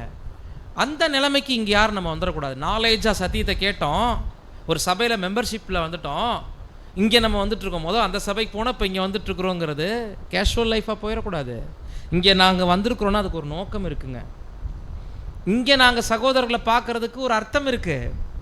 இங்கே நாங்கள் சத்தியத்தை புரிஞ்சுக்கிட்டதில் பெரிய வித்தியாசம் இருக்குங்கிறது தான் புத்தி. அந்த புத்தியில் எப்படி நம்ம இருக்கணும்? வாசிங்க. 1 கொரிந்தியர் 14:20 சகோதரரே, நீங்கள் புத்தியிலே குழந்தைகளாய் இராதேயுங்கள், துர்க்குணத்திலே குழந்தைகளாயும் புத்தியிலோ தேறினவர்களாயும் இருங்கள். ஒப்பிட்டு பார்க்க சொல்றார். உடன்படிக்கை செய்யறதுக்கு முன்னாடி செய்ய வேண்டிய செய்ய காத்திருந்தவங்களை, இதுக்கு முன்னாடி நீங்கள் கேட்ட போதனை என்ன, இப்போ நீங்கள் கற்றுருக்கிற விஷயம் என்ன, அர்ப்பணிப்பு வாழ்க்கைனா என்ன, போலியான கிறிஸ்தவ வாழ்க்கைனா என்ன, பகுத்து பார்க்க சொல்கிறார். இப்போ நம்மளை அப்போனா புத்தியில் அந்தகாரப்பட்டிருந்தோம்னா, குழந்தைகளாக இருந்தோம்னா எப்படி ஆழங்கள் புரியும்? துர்க்குணத்தில் குழந்தையாயிருங்க. தீய கேரக்டர் உங்களுக்குள்ளே வேண்டாம், கெட்ட குணங்களில் விட்டு வெளியே வந்துடுங்க, அதில் இன்னசென்ட் ஆகிடுங்க, குழந்தைய ஆகிடுங்க. ஆனால் புத்தியில் தேர்ச்சி அடைஞ்சிருங்கன்றார். அப்போது பேசிக் லெசன் பூரா நம்ம கேட்டது புத்தி, அறிவு இல்லைங்களா? அந்த அறிவு நம்மளை எதுக்கு வழி நடத்தியிருக்கணும்? அர்ப்பணிப்புக்கு நேராக, இருதய அர்ப்பணிப்புக்கு நேராக, பகுத்து பார்க்கக்கூடிய விஷயத்துக்கு நேராக, பெயர் சபையினுடைய பொய் போதனைக்கும் நல்ல போதனைக்கும் உள்ள தெள்ள தெளிவான புரிதலுக்கு நேராக நம்மளை வழி நடத்துச்சு இல்லைங்களா? இந்த இன்ஸ்பிரேஷனில் தான் உடன்படிக்கை வரணும். இவ்வளோ வித்தியாசத்தை தேவன் நமக்கு காமிச்சிட்டாரே, இவ்வளோ ஆழங்களை கவனிச்சிட்டோமே, ஓ நம்மக்கிட்ட தேவன் இப்போ இதை எதிர்பார்க்குறாரா? இந்த உண்மைக்கும் பொய்க்கும் உள்ள வித்தியாசத்தை தேவன் காமிச்சது இதுக்கு தானா? நாமளும் கர்த்தரை போல வாழ்ந்து மறிக்கிறதுக்கு அழைக்கப்பட்டிருக்கோமாங்கும்போது ஒரு நாலேஜ் வந்துருச்சு. அந்த நாலேஜ் இப்போ உங்களுக்கு அர்ப்பணிக்க வழி நடத்திடுச்சு. இதை புரிஞ்சு கொண்டு தான் உடன்படிக்கை செஞ்சுருக்கணும். இதுதான் புத்தியுள்ள ஆராதனைன்னு ஃபைனலாக நம்ம பார்க்குறோம். வாசிங்க. 1 கொரிந்தியர் 4:7 அன்றியும் உன்னை விசேஷித்தவன் ஆகும்படி செய்கிறவர் யார்? உனக்கு உண்டாயிருக்கிறவைகளில் நீ பெற்றுக்கொள்ளாதது யாது? நீ பெற்றுக்கொண்டவனானால் பெற்றுக்கொள்ளாதவன் போல் ஏன் மேன்மை பாராட்டுகிறாய்? உடன்படிக்கை பண்ணிட்டவங்களுக்கான அருமையான ஒரு சிந்தனை துளின்னு வச்சுக்கலாம் அந்த வசனத்தை. நம்மளை மீண்டும் சீர்தூக்கி பார்ப்பதற்கான சில கேள்விகளை வைக்கிறாரு. விசேஷித்தவனாகும்படி செய்கிறவர் யார்? தேவன் தான் செஞ்சார் கிறிஸ்து மூலமாக. உனக்கு உண்டாயிருக்கிறவைகளில் நீ பெற்றுக்கொள்ளாதது யாது? நான் உடன்படிக்கை வாழ்க்கைக்குள்ளே வந்துட்டவங்களுக்கு எல்லாத்தையுமே தேவன் திருப்பி கொடுத்துருக்கிறாரு. மரண தண்டனையில் இப்போ நம்ம முதவே சொன்ன மாதிரி அந்த வசனம் படித்தோம்ல, பவுல் எல்லாம் எனக்கு கிடைச்சிருச்சு ஆனால் ஒன்றுக்கும் நான் அடிமைப்பட மாட்டேன்னு படித்தோம் இல்லைங்களா? அதுக்கு இசைவான வசனம் தான். எல்லாத்தையுமே வாங்கிட்டோமா, உண்டாயிருக்கிறவைகளில் நீ பெற்றுக்கொள்ளாதது யாது? உனக்கு உண்டாயிருக்கிறவைகள் நீ பெற்றுக்கொண்டவனானால் ஏன் பெற்றுக்கொள்ளாதவன் போல் மேன்மை பாராட்டுகிறாய்னா, இந்த இடத்துல இந்த பொருள் என்னென்னா, அந்த வசன மொழிபெயர்ப்பு தப்பாக இருக்குது. தேவனிடத்துலேருந்து எல்லாத்தையும் வாங்கிட்டு நீயே எல்லாத்தையும் செய்கிற மாதிரி பெருமை ஏன் அடிக்கிற அப்படின்னு கேட்குறாரு. அப்போ உடன்படிக்கை வாழ்க்கையில் ரொம்ப ஹம்பிள் முக்கியம். ரொம்ப ரொம்ப தாழ்மையோடு நம்ம செய்ய வேண்டிய வேலை. இவ்வளவு ஞானத்தையும் அறிவையும் நம்மளை பற்றின அர்ப்பணிப்பு சார்ந்த விஷயங்களையும் தெரிஞ்சுக்கிட்ட பிறகு எல்லாம் தேவனிடத்துலேருந்து வந்துச்சு அப்படிங்கிற ஒரு மனநிலையிலிருந்து நம்ம பலி செலுத்தணும். இன்றைக்கி நான் ஒரு ஞானமாக இருக்கிறேன், சத்தியம் எனக்கு கிடச்சிருக்குன்னா அது தேவனால் வந்தது. இன்றைக்கி நான் ஒரு சரீர தேக வலிமையோடு இருக்கேன்னா அது தேவனால் வந்தது. இன்றைக்கி சத்தியம் எனக்கு புரியுதுன்னா அது தேவன் கொடுத்தது. இன்றைக்கி என் கையில் ஒரு பணம் காசு இருக்குன்னா அது தேவன் தந்தது. உடன்படிக்கை வாழ்க்கைக்கு பிறகு நான் பெற்றுக்கொண்டது எல்லாம் தேவனுடைய கரத்திலிருந்து வந்தது. அப்போ பெற்றுக்கொள்ளாதவனை போல் ஏன் மேன்மை பாராட்டுறனா, நீயே சாதித்த மாதிரி நினச்சிக்காத. உன்னை பற்றி பெருமை பாராட்டாத. நீ இன்னைக்கு ஒரு நல்ல நிலைமையில இருந்து உடன்படிக்கை வாழ்க்கை வாழ்ந்துட்டு இருக்கிறன்னா அனைத்தும் தேவனிடத்திலிருந்து வந்தது. இந்த புத்தியோடு நீங்கள் என்ன செய்யணுங்கிறார்னா ஃபைனலாக வாசிங்க ரீப்ரிண்ட் நம்பர் 50-53. நம்மிடம் உள்ளது அனைத்தும் தேவன் கொடுத்தது, அதை மீண்டும் செலுத்துவதே புத்தியுள்ள ஆராதனை என்பது ஆகும். பார்த்தீங்களா, சிம்பிளாக இருக்கு. நம்மிடம் உள்ளது அனைத்தும் தேவன் கொடுத்தது, அதை மீண்டும் அவருக்கே செலுத்துவதே. இதுதான் 5th பாயிண்ட். சத்தியத்தில் புத்தி வாங்கினோமா, ஞானம் பெற்றுக்கொண்டோமா, இன்னைக்கு உடன்படிக்கைக்கு பிறகு எல்லாம் கிடைச்சிட்டதாக தேவன் நம்மளை எண்ணிக்கிறார் இல்லையா? எல்லாத்தையும் அனுபவிக்க தான் கூடாது, ஆனால் கிடைச்சிருச்சு இல்லையா? இது எல்லாம் தேவனிடத்திலிருந்து பெற்றுக்கொண்டது. அதை மீண்டும் அவருக்கே திரும்ப செலுத்தி பலிபீடத்தின் மேல் வைப்பது புத்தியுள்ள ஆராதனை. ஒருவேளை இந்த புத்தியுள்ள ஆராதனை செய்ய தவறி இருந்தோம்னா நம்மளை மீண்டும் ரெடி பண்ணிக்கலாம். அந்த புரிதலே சுத்தமாக இல்லாமல் இருந்தால் முதலிருந்து நம்ம என்ன பண்ணலாம், தொடங்கலாம். புதிதாய் உடன்படிக்கை பண்ண இருக்கிறவங்களுக்கோ அல்லது பண்ணியிருக்கிறவங்களுக்கோ இது திறந்த ஒரு பாதை வழிகாட்டியாக இருக்கும். இந்த வசனம் உடன்படிக்கை பண்ணி ஓட்டத்தில் ஓடிட்டு இருக்கிறவங்களுக்கு மறுபடியும் துரிதப்படுத்துவதற்கு, நம்மளை திரும்பி பார்ப்பதற்கு, திருத்தம் செய்வதற்கும் வழிகாட்டியாக இருக்கும். பாருங்கள், அந்த வசனத்தினுடைய திருவூழிய மொழிபெயர்ப்பு கூட வாசிங்க. நீங்கள் மற்றவர்களை விட உயர்ந்தவர்கள் என்று சொன்னவர் யார்? தேவன் தான். இன்னைக்கு உலகத்தார் மாதிரி நம்ம இல்லை, நம்ம உயர்ந்தவர்கள் யார் சொன்னவர்? தேவன் தான். உங்களிடம் உள்ள அனைத்தும் நீங்கள் பெற்றுக்கொண்டவை தானே. யார்கிட்ட? நீங்கள் சம்பாதிக்கல, நீங்கள் பெற்றுக்கொண்டவை தானே. அந்த 1 கொரிந்தியர் 4:7 ஆர்சி மொழிபெயர்ப்பு இது. பெற்றுக்கொண்டும் பெற்றுக்கொள்ளாதது போல் பெருமை பாராட்டுவது ஏன்? தெளிவாக இருக்கா? யார்கிட்ட வாங்கினீங்க எல்லாமே? அப்போ அவர்கிட்ட வாங்கலை, தேவனிடத்துலேருந்து வாங்கலைங்கிற மாதிரி நீங்கள் பெற்றுக்கொண்டது மாதிரி ஏன் பெருமை பாராட்டுறீங்கன்னா, உடன்படிக்கை வாழ்க்கையில் தேவனுக்காக செய்யணும், தேவனுக்கே திருப்பி செலுத்தணுங்கிற மனநிலையில் இருக்கிறவங்க எல்லாருமே அவரிடமிருந்து தான் எல்லாம் வந்துச்சு, அவருக்கே செலுத்துவோம் அப்படிங்கிற மனநிலை இல்லாமல் ஒருவேளை நம்ம சுய சித்தம் செய்ய, சொந்த வாழ்க்கைக்காக எல்லாவற்றையும் அனுபவிக்கன்னு நினச்சோம்னா இது சுய சித்தம். அதில் இன்னொரு எண்ணம் எங்கே வந்துடும், இதெல்லாம் என்னுடைய பிரயாசத்தினால் உண்டாச்சுன்னு நினச்சிடக்கூடாதுன்னு தான் உடன்படிக்கைக்கு முன்னாடி மரண தண்டனையில் இருந்தோம், சகலத்திலிருந்து நம்மளை விடுவிச்சிருக்கிறாரு, காப்பாற்றி சகோதர ஐக்கியத்தில் கொண்டு வந்து வச்சிருக்கிறாரு. ஜீவ உறுப்புகள் குறிக்குது, ஜீவ பலியாக செலுத்த.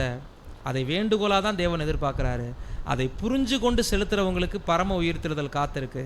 இதை புரிஞ்சு கொள்கிறவங்க தான் புத்தியுள்ள ஆராதனை செய்கிறவங்க. இந்த வசனம் அண்டர்ஸ்டாண்டிங் ஆகலைன்னா அது புத்தியுள்ள ஆராதனையே இல்லை என்பது தான் கன்க்ளூஷன். ஸோ தேவன் தாமே அவ்விதமான ஒரு புரிதல் உள்ள வாழ்க்கை வாழ்வதற்கு நாம் ஒவ்வொருவரையும் ஆசீர்வதித்து கிருபை செய்து வழிநடத்துவாராக. ஆமென்.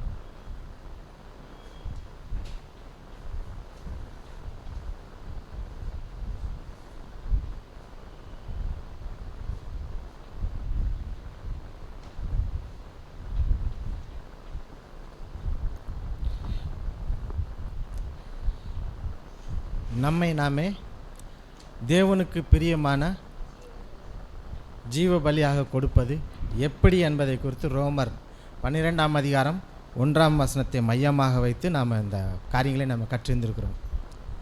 சகோதரர் நமக்கு அருமையாக விளக்கி கொடுத்திருக்கிறார். சகோதரருக்கு நம்முடைய சபையின் சார்பாக நன்றிகளையும் வாழ்த்துதலையும் தெரிவித்துக் கொள்கிறோம். இந்த ஒரு வாழ்த்துதலை பழனி சபையாருக்கு தெரியப்படுத்தும்படியாக அன்போடு கேட்டுக்கொள்கிறோம். அருமையான ஒரு சத்தியம். இந்த ஒரு புரிதல் இல்லாமல் நாம் இந்த ஒரு காரியத்தை செயல்பட்டோம்னா நம்ம ஒரு புத்தி இல்லாத ஒரு ஆராதனை செய்யக்கூடியவங்களாக இருப்போம். நம்முடைய இருதயம் எங்கே இருக்கணும்? முதலாவது தேவன் இடத்துல இருக்கணும். ரெண்டாவது, நாம் தேவன்கிட்டருந்து புரிந்து கொண்ட விஷயம் என்னோட ஞானத்தின்படி புரிந்து கொண்டதாக இருக்கக்கூடாது. நான் படித்த காரியங்கள், என்னுடைய சூழ்நிலைகள், இந்த மாதிரி அடிப்படையில் இருக்கக்கூடாது.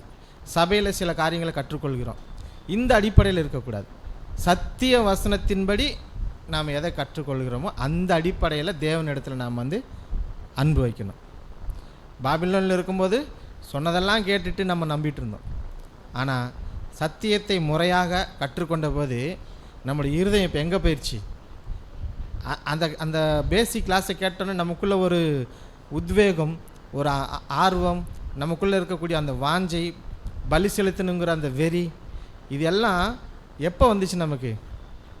அந்த சத்தியத்தை நாம் கிரகிக்கும் போது தான். அருமையான இந்த ஒரு பலியை கொடுத்து கூட 3 பலிகளை பற்றி சொன்னார். நல்லா இருந்துச்சுன்னு கேட்டு போகிறதுக்காக இல்லை, நாமளும் ஒரு சுகந்த வாசனையான ஒரு பலியை செலுத்தக்கூடியவங்களாக இருக்கணும். ஸோ இந்த ஒரு பாடத்தை நம்முடைய தேவன் நமக்கு இந்த நாளில் நம்ம கற்றுக் கொடுத்திருக்கிறார். ஸோ இந்த கூடிகைக்கு இறுதியாக இரவின் கீதங்களை நம்ம மத்தியில் இருக்கிறதான அன்பு சகோதரர் சாந்தகுமார் அவர்கள் வாசித்து இறுதியாக ஜெபத்தை அன்பு சகோதரர் அரசு அவர்கள் ஏறெடுப்பார்.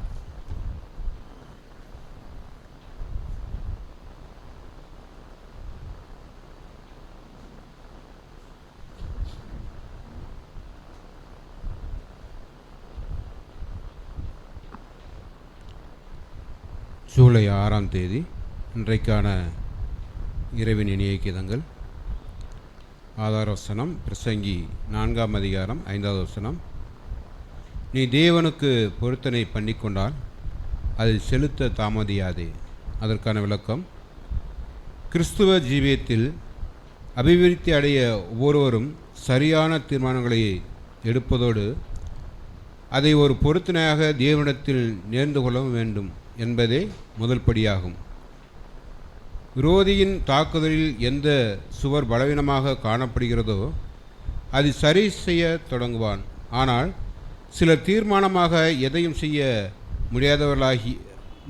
முடியாதவர்களாகி தேவனை பற்றி தீர்க்கமாக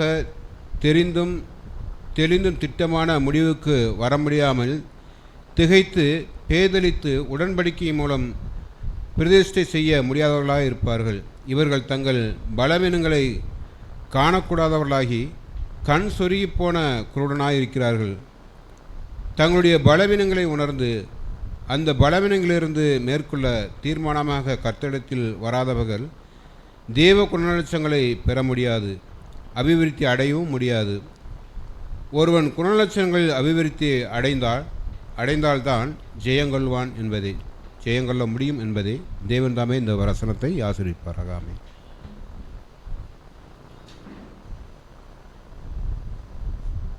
ஜெபம் செய்வோம். தாம் ஒருவராய் சாகாமை உள்ளவரும் ஒருவரும் சேரக்கூடாத ஒளியில் வாசம் பண்ணுகிறவரும் மனிதர்கள் ஒருவரும் கண்டிராதவரும் காணக்கூடாதவருமாக இருக்கிற யாவே என்ற திருநாமம் கொண்ட எங்கள் அன்பின் பரலோகத்தின் நல்ல தகப்பனே, வானத்திற்கும் பூமிக்கும் ஆண்டவரே, சகல சிருஷ்டிகளுக்கும் எஜமானரே, உமக்கு ஒருவருக்கே சதா காலங்களிலும் துதியும் சோத்திரமும் என் ஆண்டவராய் இயேசு கிறிஸ்து வழியாக மிக தாழ்மையோடு எடுக்கிறோம். சற்றேனும் தகுதியில்லாத எங்களையும் உலக தோற்றத்துக்கு முன்பே முன்குறித்து அழைத்து உம்முடைய தெய்வீக திட்டங்களையும் உம்முடைய வழிகளையும் எங்களுக்கு போதித்து கிறிஸ்துவுக்குள்ளாக எங்களை முன்குறித்த தயவிற்காக நன்றி செலுத்துகிறோம் அப்பா.